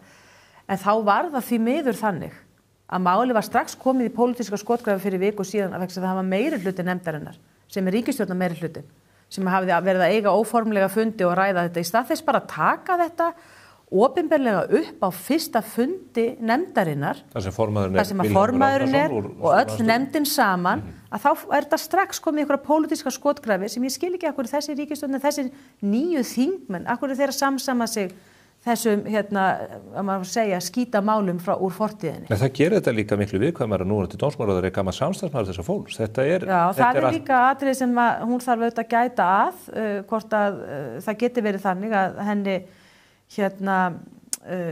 að hún sé ekki hæf til þess að í rauninni koma eitthvað að skoðun á þessum málum og ég hjó eftir því að var það ekki í Morgunblaðinu, var hún ekki spurð um það í Morgunblaðinu í morgun, hvort að hún hefði komið eitthvað á þessum málum og hún sagðist ekki muna það. Já, hún hefur haft viku til þess að reyna að rifja það upp, sko, og það hefði kannski verið klókt af henni að reyna að rifja það upp, þannig að það minnst kosti liggi fyrir á þessari stundu. Þú veist, menn verða að vera með einhverja pósitífra aðgerðir, menn verða að hafa frumkvæði, vildi ég sagt hafa, að því að kanna svona hluti. En það virðist ekkert hafa verið gert. Nú ætla ég að hafa frumkvæði því að gefa Hildi orðið. Það var allt mjög gott sem Sigríður var að segja hér, sko. Ég held að skipti máli að muna að sko þingið og sko stjórnskipunar eftirlitsnefnd er með þessa sko eftirlitsskyldu sína gagnvart ráðherra og sjálfstæðum stofnunum. Þeir eru þetta ekki inn í sakamál eða neitt slíkt. En það eru auðvitað undir ráðherra og hvernig verður haldið á þessu máli eða hvernig hefur verið haldið á þessu máli hingað til varðandi gögn og annað sem er bara sjálfsagt að stjórnskipunar eftirlitsnefnd skoði og ég tek undir að það er synd að í svona svakalegu máli. Þetta er rosalegt mál. Þetta er rosalegt mál og ég heyr ekki betur í þingsal en að það sé bara þverpólitísk samstaða það og það er ótrúlega synd að á fyrstu svona klukkustundum þessa mál einhvern veginn er strax komið svona meirihluti, minnihluti og einhvern veginn ekki alveg að kannski segja sattur eitt frá að hvert svo sem þið er. Er það reynsluleysi? Hvað veldur því að menn gera það? Ég ætla reyndar að gefa þeim í þessu tilfelli, ég held að þetta hafi verið einhvers konar mistök og einhver við skulum bara gefa þeim það. Það er algjör óþörf að gera meira úr einhverju ástæði til því að nægu öðru er að taka, trúðu mér. Mér langar samt að nefna út að við erum að tala þennan tíma og einmitt eins og að segja það er stundum er það bara þannig að á ákveðnum tímapunktum þá er bara ekki hægt að ræða ákveðin mál. Það er bara ástandi í samfélaginu í tilfinningum hvert ákveðnum í ákveðinu stöðu er bara þess eðlis. En þá þegar ákveðin tími hefur liðið þá er það skrifast þá okkur að svona standa í lappirnar og horfa á málin svolítið kalt. Og mér langar í því ég held að það sé rétt kannski í því samhengi að nefna að ég áður en að þetta mál kom til þá hafði ég verið að undirbúa þingsályktun að rannsóknarnefnd myndi skoða rannsóknir og ákærur sérstaks saksóknara og eftirhrunsmálum. Og það semst áður en að þetta allt saman kemur fram, en það var meira í takt við það sem ég hef í tvígang sko lagt fram frumvarp breytingar á lögum meðferð sakamála varðandi sko þak á rannsóknartíma sem ekki í lögun. Og í þessum svona, það gerst í öðrum málum, en kannski sérstaklega í þessum eftirhrunsmálum, þá voru þarna aðilar í mörg ár, yfir áratug, með stöðu sakbornings sem mjög íþyngjandi, án þess að sé nokkur kraf það að rannsóknar yfir höfuð í gangi. Og mér finnst þetta fyrir neðan allar hellur og mér finnst að þessu eigum að breyta og ég held, og þess vegna eins og ég segi, hafði ég huga á að ég bara var komin á lokahlun með að klára þá þingsályktun að ég held að sé komin tími, nægur tími til þess að við setjumst yfir þennan tíma og skoðum bara kalt hvað gerðist þarna. Uppgjörð. Já, það verður bara eiga sér stað. Þetta mál sem við munum fylgja eftir og verður áhugavert að fylgjast með inn í stjórnskipunar- og eftirlitsnefndinni. Við höfum kannski ekki mikið tíma til að fara yfir það, en Sigríður, þú hefur aðeins átt orðastað við Ingu Sæland stjórnar og ekki stjórnarskipanir hennar. Erum við ekki búin að leysa bara eiginlega öll málvarandi lögbrot með því sem hún segir? Hún segir, jú það kom í ljós að þetta var lögbrot en við erum búin að kippa því í liðin. Ef ég brýt lögin með einhverju móti, duga þá ekki bara ég kippi því í liðin og allir eru sáttir? Ekki gleyma að hún var bara í góðri trú. Já. Sem þetta þess að rannsóknarnefndin út af fyrir sig. Hvaða lögfræðingur það sem hefur ráðlegt henni að fara ekki að lögum Tryggingastofnun? Nei, það sem Já, hún er lögfræðingur, ég glemdi. Fyrir utan það sko. Nei, þetta og ég meina það ekki eins og þetta sé flókin lögfræði sko. Nei. Eins og ég meina þetta er Þetta er líka jafnréttislögin í það er ekki bara Já. Það er forsætisráðherra líka sem að kannski stappaði hennar stálinu, ég veit það ekki, en hún lýsti yfir forsætisráðherra að hún treysti þessu og auðvitað væri það ráðherran sem að færi með þetta en já, þetta er svona þetta bara hjá þessu Ég ætla að leyfa mér að segja Þú ekki meira auðvitað að segja?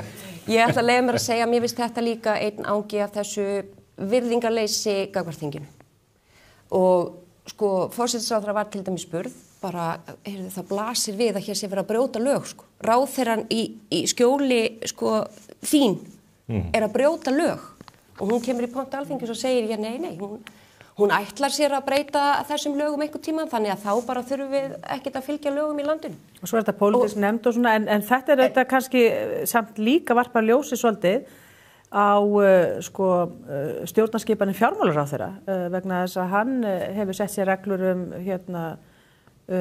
skipanir og tekur núna einn ákvörðun hverjir skipa stjórnir í ríkisfyrirtækjum.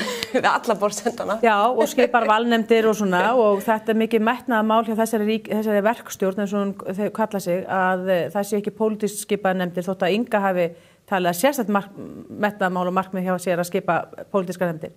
En hvað er í rauninni, hvernig eru nefndir sem eru skipaðar auðvitað stjórnmálamönnum? Og ég meina, er ekki óhjákvæmilegt að það séu einhver leyti pólitískar? Svo er alls konar pólitík. Það er alls konar stefnumótunar pólitík sem er við lýði. Það er fyrirtækjapólitík sem spilast inn í. Auðvitað er þetta allt pólitískt og mér finnst þessi leið sem að fjármálaráðherra er að fara, mér finnst hún ekkert gagnsærri eða betri heldur en þegar þetta var þannig að það að leita til stjórnmálaflokkana á þingi, lýðræðislega kjörna fulltrúa til þess að tilnefna einhverja aðila og í dag er það orðið þannig að það er engin stjórnmálaflokkur að fara tilnefna fulla frændan og veislunni síðustu helgi, menn taka það alvarlega að tilnefna menn, já, það er þá bara, þú veist, það er þá bara eitt fulltrúi, af þá 5 eða 7 eða hvað það er sem skipa stjórn. Nei, alls ekki. Nei, það er bara þeirra skipanir í gegnum árin hafa.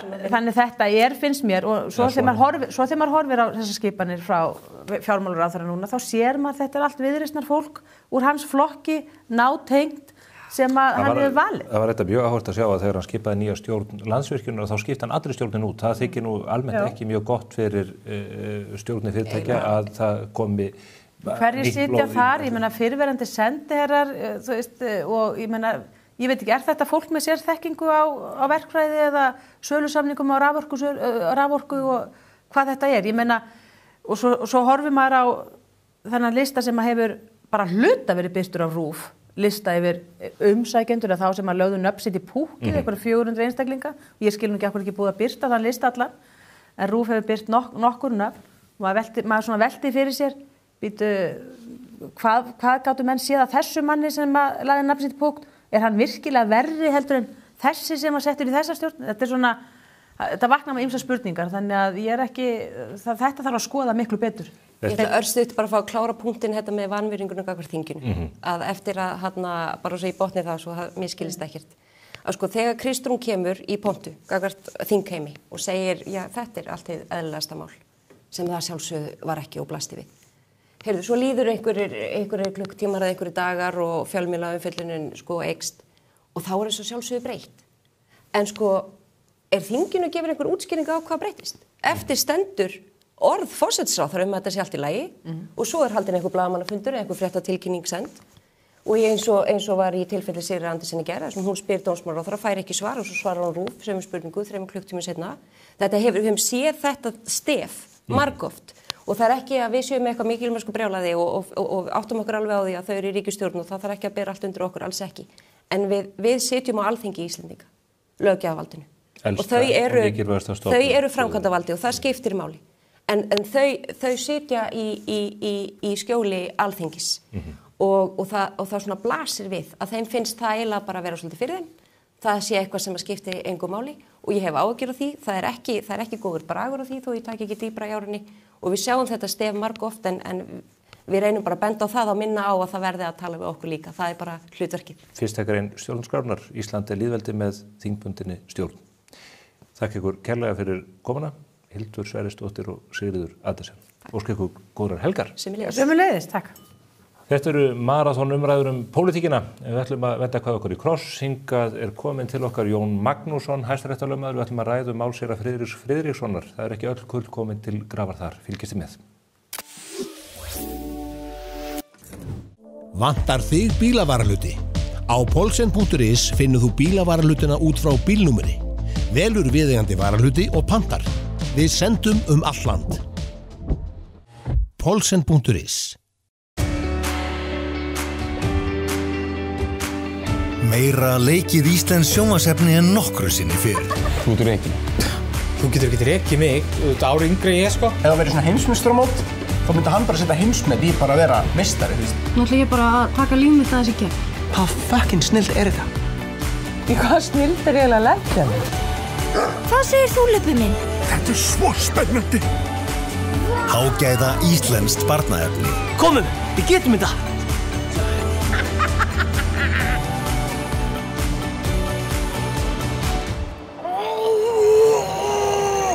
Gerum bíó. Og hvað gerist næst? Það getur bara verið byrjunin. Náta meira.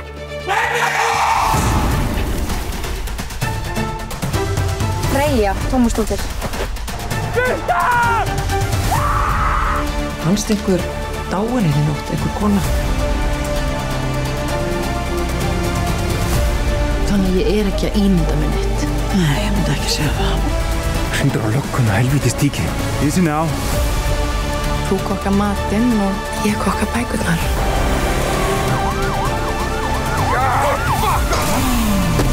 Það besta úr heimi erlendrar dagskrárgerðar. HBO, Paramount, MGM, Universal og Disney. Þú getur meira með símanum. Komiði sæla nýju. Jón Magnússon, hæstaréttarlögmaður og fyrrum alþingismaður, skrifaði áhugaverða grein í liðinni viku undir fyrirsögninni Dæmi réttlátan dóm. Hann ræðir þar séra Friðrik Friðriksson, mann sem lengi var í heilaramannatölu á Íslandi en var felldur af stalli sínum í kjölfar bókar sem Guðmundur Magnússon blaðamaður, meðal annars hér á Morgunblaðinu áður fyrr, skrifaði og virtist draga upp þá mynd af séra Friðrik að hann hefði komið ósæmilega fram við unga drengi. Í kjölfar útgáfu bókarinnar fór á stað mjög undarleg atburðarás sem meðal annars leiddi til þess að stytta af séra Friðrik var felld af stalli sínum í Lækjargötu. Yfirvöld á Akranesi íhuguðu þann möguleika að svipta séra Friðrik heiðursborgaratitli og fleira. Séra Bjarni Karlsson, prestur og sérfræðingur á sviði sálgæslu. Hann var fenginn af hálfu KFUM til þess að fara ofan í sauman á málinu og hann komst að sinni niðurstöðu og Jón Magnússon gerir þessa niðurstöðu meðal annars að umtalsefni þessari grein. En hingað Jón kominn og ég ætla aðeins að ræða við hann þetta undarlega mál.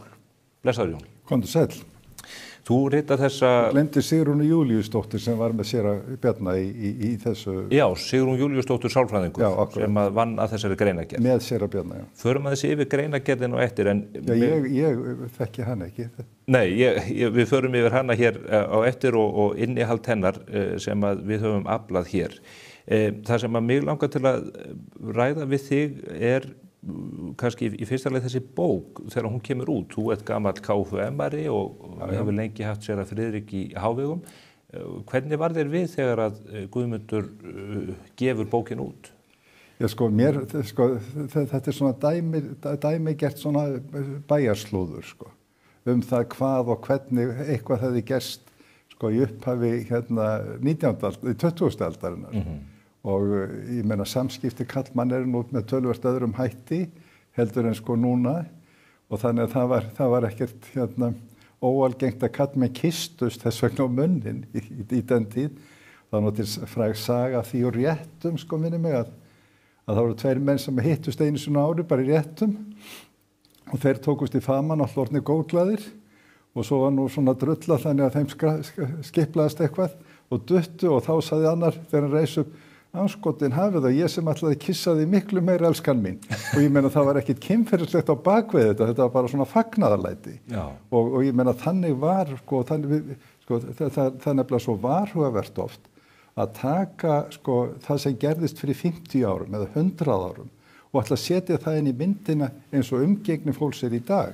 Það var svo margt gerst og svo margt breyst. Það sem Guðmundur Magnússon, blaðamaður og sagfræðingur gerir í bókinni, ég tek nú fram að ég bauð honum að koma hér en hann átti ekki heimagengt, að hann dregur annars vegar upp mynd af samskiptum séra Friðriks þegar hann ungur maður, samskipti hans við vini hans, aðeins yngri menn líka á menntaskóla árum, atburðir sem eiga sér stað norður í Vatnsdal og fleira. Gefur til kynna að menn hafi átt í mögulega einhvers konar rómantísku sambandi eða mjög náinni vináttu. En það sem gerist í tengslu við ritum bókarinnar að það maður sem hefur samband við Guðmund og segir farið sín ekki slétta, segir að hann hafi upplifað í raun áreiti af hálfu séra Friðriks. Maður sem að leita til Stígamóta 2018 eftir að verið að minnast afmælis séra Friðriks. Ekki ástæða við þessar aðstæður til þess að taka mark á og hlusta á það sem þessi maður hefur að segja? Að sjálfsögðu og að hlusta á það og skoða. En það verður alltaf að hafa grundvallarreglur réttaríkisins í huga líka þegar látið fólk að ræða. Og það það sem að ég hef gagnrýnt alveg sérstaklega hjá sem sagt rannsókn KFUM eða það sem þeir settu fram. Þeir raunverulega fá fólk sem ég til að hafa haft töluvert mikið fyrirfram skoðanir á viðfangsefninu. Það að segja séra Bjarni og Sigrún. Hvernig þá? Já, við erum búin að móta sér ákveðnar skoðanir sem sagt séra Friðrik sem hafa ekki verið jákvæðar. Nú það grundvallarregla að viðkomandi eigi þá talsmann líka þó hann sé látin. Þannig að aðili sé sem tilbúin til þess að taka til varna, benda á veikleika í því sem að verið að kanna og koma fram með og spyrja áleitina spurninga. Þetta grundvallar atriði. Ekkert af þessu, engu af þessu var sinnt. Það var engin málsvari. Nei, og í annan stað. Þú ert að tala eitthvað sem gerðist þegar Friðrik ungur maður, séra Friðrik ungur maður.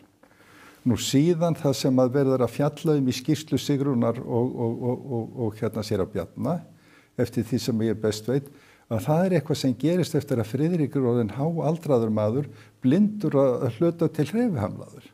Mjög hrumur. Já, þannig að það það sem að verður að tala Ég kynntist séra Friðrik við ákveðnar aðstæður og hann var, þegar ég kynnist honum þegar ég 8 ára, hann deyr þegar ég 15 ára, þegar ég kynnist honum sem 8 ára, að þá hann bara gamall hrumur maður og bara sem að hafði mjög, mínu viti, mjög notalega nærveru.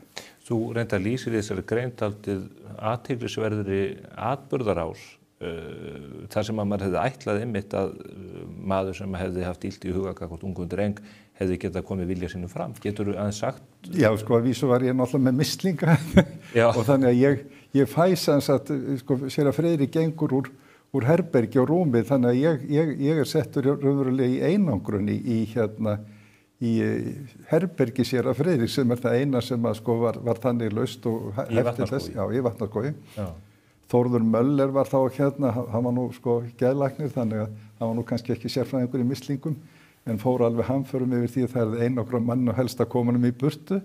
En þetta var sem sagt niðurstaðan og þá kynnist ég fyrst sem sagt sér að Friðrik og bara mjög þægileg og góð nærvera. Og það upplýði ég alltaf og ég get kannski sagt frá því í framhjáhlaupi að sjálfsögðu fannst fólki það mismunandi þegar að sem sagt verið að taka utanum og kissa viðkomandi eins og sér að Friðrik var dýtt og þreifaði eftir hann var blindur og þá var hann að þreifa á viðkomandi sem sagt andlitinu og til þess að gera sig grein fyrir hvernig viðkomandi lítur út eins og blind fólk gerir það. Við getum tekið Helen Keller sem var minni með Nóbelsverðlaunahafi. Að þetta var akkurat það sem hún gerði. Hún vann mjög mikið fyrir blind og vakti athygli á þessum atriðum. Góður vinur minn sem fór með mér í KFUM og Friðrik tók í fangið, honum líkaði það ekki og hann kom aldrei aftur. Ég meina Friðrik gerði honum ekki neitt. Nei. En bara þessi snerting og þessi nánd var ekki honum að skapi og þannig það með okkur að við upplifum hluti með mismunandi hætti. Telurðu þá að það sé verið að fella dóm yfir manninum eitthvað sem hafi gerst en sé í raun og veru bara undir annarri mælistiku í dag? Eða þetta orðin einhver ofur viðkvæmni eða hvað það sem að veldur þessu? Já, ef við förum í gegnum líf og ævistarf séra Friðriks að þá nefnir þú eitthvað sem gerðist þegar hann var ungumaður. Hvað síðan það sem að þessi rannsókn séra Bjarna og Sigrúnar lítur að og umtalið í því það sem að gerist eftir að Friðrik sjónskertur blindur maður. Hvað gerist í millitíðin? Býtu það nú akkurat þau ár sem að sko menn þá kannski ef þeir hafa einhverja kynferðislega tilburði að það akkurat þau ár sem að kannski skera úr.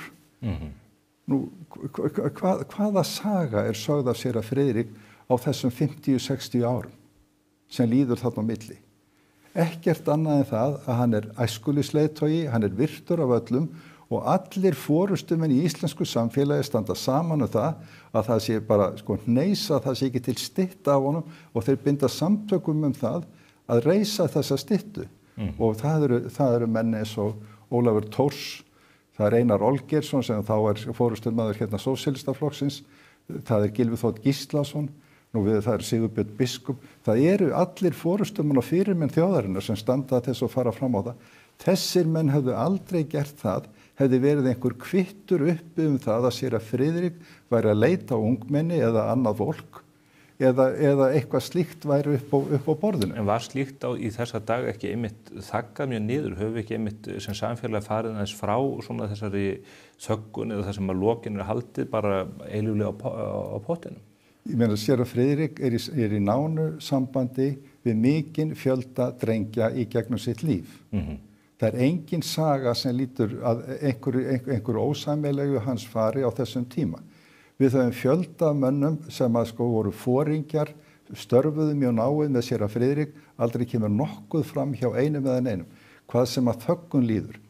Við sem að höfum bundið samtökum sem að fannst þetta mjög ómaklega vegið að séra Friðrik og þekktum hann, milli 50 og 60 mann sem hafi verið að hittast og segja við viljum leiða sannleikan í ljós. Við kynntust honum. Ég meina hann tók marg okkar í fangið. Séra Halldór Gunnarsson í Holti, hann lýsir því í grein sem hann skrifaði í Morgunblaðið að séra Friðrik hefði farið höndum manni eins og blindum mönnum dýtt eða sjónskertum og fer síðan með hann út í kapelli í Vatnaskógi. Þeir eru tveir einir saman og þar sem hann fer með Guðsorð og blessar hann og við vinnum að sagt að kista hann á ennið í framhaldinu. Þeir labba síðan tilbaka frá kapellinu inn í skála. Það var ekkert kynferðislegt, ekkert óveðilegt sem að það átti sér stað. menn hefði getað í sjálfu sér búið til einhverja sögu það, séra Halldór að segja þetta frá fyrstu hendi. Nú ég ætla að nefna annan nafn, það séra Valgeir Ástráðsson. Ástráður Sigur Steinsdórsson pappans var forystumaður í KFUM og formaður í lengi vel. Þeir eru miklu vinir séra Friðrik og Ástráður. Hann fær séra Valgeir, sem þá var ungur drengur, til þess að koma til Friðriks daglega til að lesa fyrir hann úr blöðunum af því að séra Friðrik var hann sjónskertur. Bæði, Ástráður hefði náttúrulega ekki verið að setja son sinn ef það hefði verið ykkur kvittur upp þetta sem að þú varst að tala að það hefði getað verið. Nú og það liggur fyrir að séra Valgeir getur lýst því og lýsir því að hann allan þennan tíma sem hann í nánu samskipti við séra Friðrik, aldrei nokkuð tíman var nokkuð óeðlilegt að ræða eða varð hann varfi það að slíkt var að ræða og hann sennilega sá núlifandi maður á Íslandi sem hefur verið í hvað nánustu sambandi við séra Friðrik Friðriksson síðustu æviár hans, akkurat á þeim tíma sem að rannsókn Sigrúnar Júlíusdóttir og séra Bjarna Karlssonar tekur til, eða átt að taka til. Ég náttúrulega þekki það ekki hvernig rannsóknarvinna þeirra var gerð, en þau auglýsa eftir meintum fórnarlömbum. Þau auglýsa eftir meintum fórnarlömbum. Og hvað skildi nú geta komið út úr því fyrir menn í dag, eða það var allt í einu hengtur upp á kross og sagt, þið sem eigið einhverjar sakir garðandi þessum mönnum, viljið ekki vera svo að koma með þá. Það myndi nú koma sjálfsagt bæði réttar og þó kannski meira fölskum minningum upp úr því. Ég tala nú ekki þegar viðkomandi búin að vera látin í 60 ár. Þessi rannsókn byrjar, þá maðurinn búin að vera látin í 60 ár, hugsaðu þér. En kom að þér vitandi eitthvað út úr því, komu fleiri mál sem að vörpuðu ljós á einhvers konar hegðun sem að fólk að túlka á þennan vegið annan? Við sem að þekktum hann og höfum verið að hittast, við höfum ekki getað fundið eitt eða neitt. Það sem að verið að tala það aldrei verið að tala það að Friðrik beiti einhvern nauðung. Það aldrei verið að tala einhver gróf kynferðisleg ávirðingar á hendur séra Friðriks. Hvað það þá? Það verið að tala eitthvað svona káf eða kukl eftir að maðurinn orðinn blindur. Og semst aldrei nokkuð tíman fæst, nú ætlum ég að benda á, umræðan fær flug eftir bók semst að Guðmundar, síðan kemur fólk eins og Egill Helgason sem að fer nú svona að dylgja eitthvað og síðan Drífa Snædal, þau eru bara í það sem við getum kallað bæjarslóður. Þau hafa engar heimildir einar eða neinar fyrir eina eða neina. Síðan er auglýst, séra Bjarni Karlsson, það er auglýst eftir meintum fórnarlömbum. Og síðan fer boltinn að rúlla þegar þau, hann og Sigrún, fara að taka saman eitthvað leyniplagg sem að, ég hef fengið upplýsingur allavega að það er ekkert gróft eða svona það sem beinlínis verður tekið til að sé einhverjar kynferðislegar athafnir af hálfu séra Friðriks. Já, nú fór Morgunblaðið á stúfana vegna þess að þessi gögn hafa ekki fengist afhent, þar að segja niðurstaða sérfræðinganna tveggja, séra Bjarna og Sigrúnar. Ég er með það hér. Já, til hamingju með það. Já, það er okkur leggst alltaf eitthvað til á Morgunblaðinu. Það sem vekur athygli mína í niðurstöðukaflanum, þetta er nú ekkert sérlega ítarlegt, að þar segja þau, niðurstaða okkar af eigin gögnum og ofangreindum heimildum er svo að meiri líkur en minni séu á að háttsemi séra Friðriks hafi í sumum tilvikum farið yfir kynferðisleg velsæmismörk gagnvart ungum drengjum og valdið þeim skaða. Þau segja að það séu meiri líkur en minni. Er það út frá réttaríkinu ekki bara einfallega nóg? Meiri líkur en minni á hverju? Hvað það sem þau eru að segja að það séu meiri líkur en minni? Að það séu einhverjar snertingar sem hafa verið óviðurkvæmilegar. Það er það sem þau eru að tala um. Hvað hafa þau fyrir sér í þessu? Hvaða gögn? Er það einhver fjöldi manna sem að sneri sér til þeirra til þess að athuga það? Mér hefur skilist, og þekki ekki nákvæmlega þeirra vinnu, en mér hefur skilist að þetta hafi verið örfáir sem að sé að ræða og það sé ekkert annað en það að það séu menn eða aðilar sem að lýsa því að það hafi verið einhverjar óviðurkvæmilegar snertingar. Óviðurkvæmilegar snertingar. Það séu meiri eða minni líkur á því. Býtu, og hvaða afbrot eru það? Býtu, við skulum taka dæmi. Edward Heath var forsætisráðherra Bretlands og það vill nú til að ég hitti hann nú hérna sjálfan á sínu tíma meðan hann lifði og það var nú þannig að hann var sérstaklega ástfanginn af, ég reykti pípu á þeim tíma og var með sérkennilegan svona píputróðar og til þess að skafa úr pípun og svona fleira og hann hafði sérstakann áhuga á því að vita og skoða þetta tæki og það var svona ágætis samtal sem fór á milli hinum megin við hans að Friðrik Sófusson og hérna hann byrjaði á því að spyrja okkur hvernig stendur á því að við vorum á ráðstefnu þar sem voru ungir hægri og íhaldsmenn í Evrópu sem voru þar á fundi í Strasbourg og hann byrjar á því að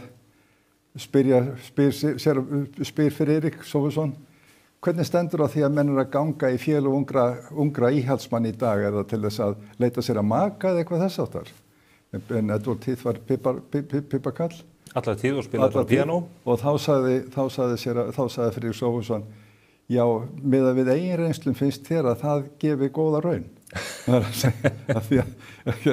að finna maka í röðum slíkra félaga. Nú en hérna, Edward Heath var sakaður mjög alvarleg afbrot gegn drengjum. Býtu, hann var sekur fundinn. Almenningsálitið fordæmdan. Málið var tekið til rannsóknar, ítarlegra rannsóknar og hvað kom í ljós? Það var ekki fótur fyrir einu eða neinu. Og þannig höfum við hort á, við getum tekið til dæmis dómaran Kavanaugh í Bandaríkjunum, hérna hæstaréttardómari. Býtu, það eru margar konur, 5 konur sem stíga fram. 4 þeirra hafði hann aldrei hitt. Þannig að þegar þú auglýsir eftir einhverju, býtu, þá getur fólk hugsanlega fundið til eða átta sig á eða talið sig gera það. Ég skal ekkert segja það, ég veit ekki hvað að ræða nema ég átta mig á því að það hefur ekkert komið fram varðandi séra Friðrik sem að sýnir fram á það eða bendir til þess að hann hafi verið með kynferðislegt áreiti gegn fólki. Hann var að káfa á, af því að hann er sem sagt blindur, hann sér ekki. Það er áhugavert í þessari skýrslu sem við munum sem eru þarna 60 mann sem voru þarna, skóarmenn menn sem voru í val og ýmislegt og hittan kynntust honum. Enginn okkar þekkir eitt eða neitt af þessu. Við þekkjum snertinguna, séra Halldór Gunnarsson lýsir mjög nánum samskiptum þeirra. Nú ég þekki þau líka af því sem ég hefði á honum að segja. Aldrei nokkuð tíma nokkuð sem ég get fellt undir það að vera óæðilegt eða sína einhverja kynferðislegar langanir gagnvart ungu fólki. Það er áhört í niðurstöðum eða í þessari yfirferð fulltrúa KFUM að þar er fyrst og fremst vísað í afkomendur manna sem að sögðu fari sínar ekki sléttar eða ekkjumanns en lýsingarnar mjög óljósar, atvikalýsingarnar liggja ekki fyrir. Er ekki þörf á því að fara bara nánar ofan þetta fá þannig að öll kurl komist til grafar? Það er það sem ég hef verið að gera kröfum. Ég vil í samvinnu við KFUM. Ég tel að KFUM hafi orðið mjög illa á í messunni varðandi þetta rapa að því að fá þessa aðila til þess að skoða málið. Í staðin fyrir það að reyna að hafa vandaða rannsókn á málinu þar sem að þið sanna kom í ljós. Af því að það skiptir okkur máli.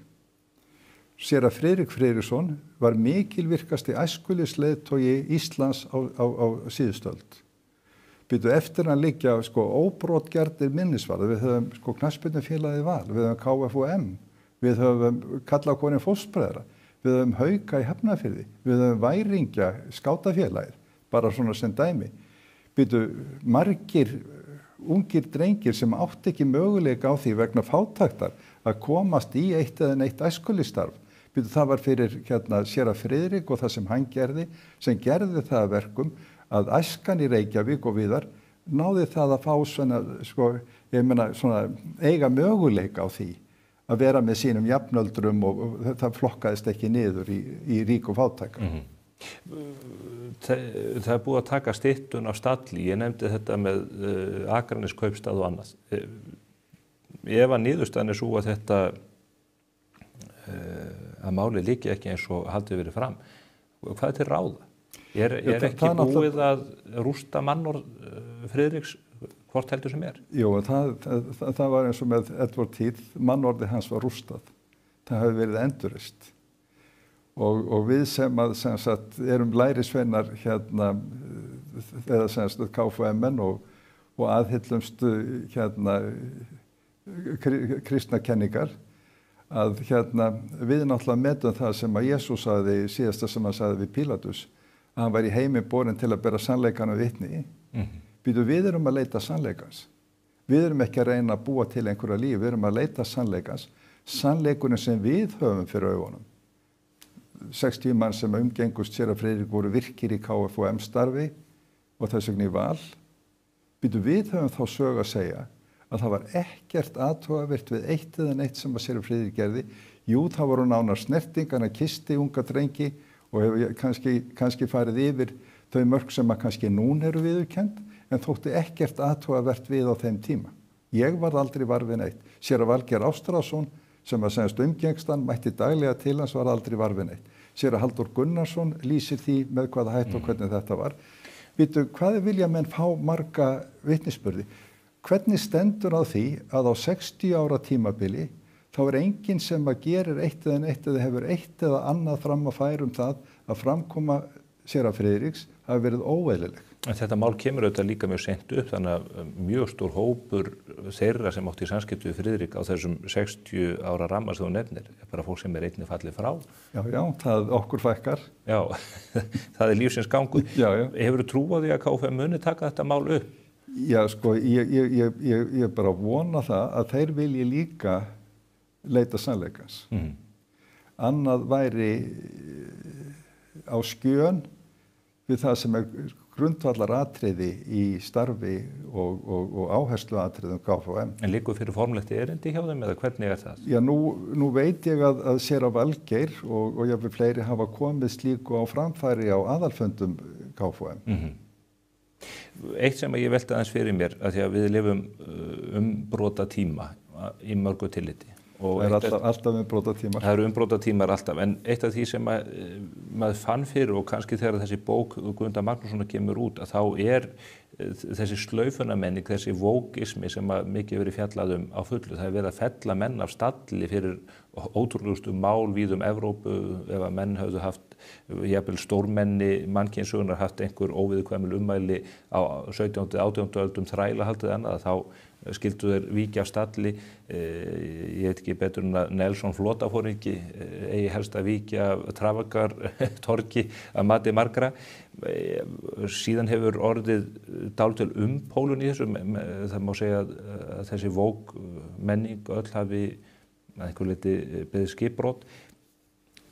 Er Friðrik eitt af fórnarlömbum þessa, við getum sagt múshefjunar? Ég tel svo vera, já. Ég tel að það sé engum vafa undirorpið að það sé það og þeir aðilar sem að framkvæmdu rannsókn á vegum KFUM, þeir standa nú þessum vókismann sinna álagt. Svo ég segi nú ekki mikið meira. Nei. En það sko allstað verið að leita að einhverjum kynrænum duldum hjá mönnum. Eins og það til greinum það að í bók séra Friðrik Sölvi að þá sé eitthvað mjög óeðlilegt á ferðinni. Og ég meina, ég las nú Sölva á sínu tíma, ég er nú búin að gleyma megin hlutan, en allavega það var ekkert þar sem að angraði mig eða kom mér eitthvað eða fannst eitthvað óeðlilegt á þeim tíma. Ég verð að segja, ég las bók Guðmundar Magnússonar og það vakti eftirtekt manns, þessi samskipti og skrif milli hans og annara ungra manna á þeim tíma. Mögulega hefði mátt fella það í nútímanum undir einhvers konar samkynhneigð, en varla eru KFUM og allra síst séra Bjarni Karlsson að fordæma slíkt. Nei, enda sko veit ég ekki til, sko ég satt að segja veit ekki til að sko það sé neitt handfast í þessari rannsóknum einhverja kynferðislega misbeitingu. Og ég veit ekki neitt annað með við það sem ég hef heyrt, sko, þá veit ég ekkit annað en það að það sé bara verið að tala að þegar blindur maður er að fara höndum unga drengi og síðan sko kossar eins og ég meina sko það var það sem allir vissu og hann tók strák í fangið og kisti þá og annaði þeim túr. En kallar það á fordæmingu? Já, sko, nú verður sko nútíminn að segja til það. Ég reyni eins og ég get að tilheyra honum og ég segi það, mér finnst það ekki vera, sko, með verða að meta það og það var náttúrulega, sko, framganga séra Friðriks og vilji til þess að gera ungum drengjum gott var það sem að einkenndi og mótaði allt lífslaupans. Og það að búa til einhverja svona sögur eitthvað sem á hafa gerst eftir að hann orðinn blindur og hérna það að það sé eitthvað óeðlilegt. Sko, það með að mínu viti algjörum eindæmum og það að það sé gert og bæði að KFUM, Valur, borgarstjórnin í Reykjavík skuli hrapa því, borgarstjórnin í Reykjavík að taka styttun á stall og annað án þess að fullnægjandi niðurstað og rannsókn liggi fyrir, það finnst mér ekki sæmandi. Við eigum alltaf að gæta að réttaríkinu að það engin sekur fyrir að sekt hans hefur verið sönnuð með eðlilegum hætti af þeim kröfum sem að réttaríkið gerir. Séra Friðrik sagði láti kappið aldrei bera fegurðan ofurliði. Akkurat. Þegar maður les niðurstöðu séra Bjarna og Sigrúnar þá velti maður fyrir sér hvort ekki hefur rétt að segja látið kappið aldrei bera sannleikann ofurliði. Það er nefnilega akkurat málið. Þakka fyrir komuna, Jón. Sömuleiðis, takk fyrir stöðan. Fá mig.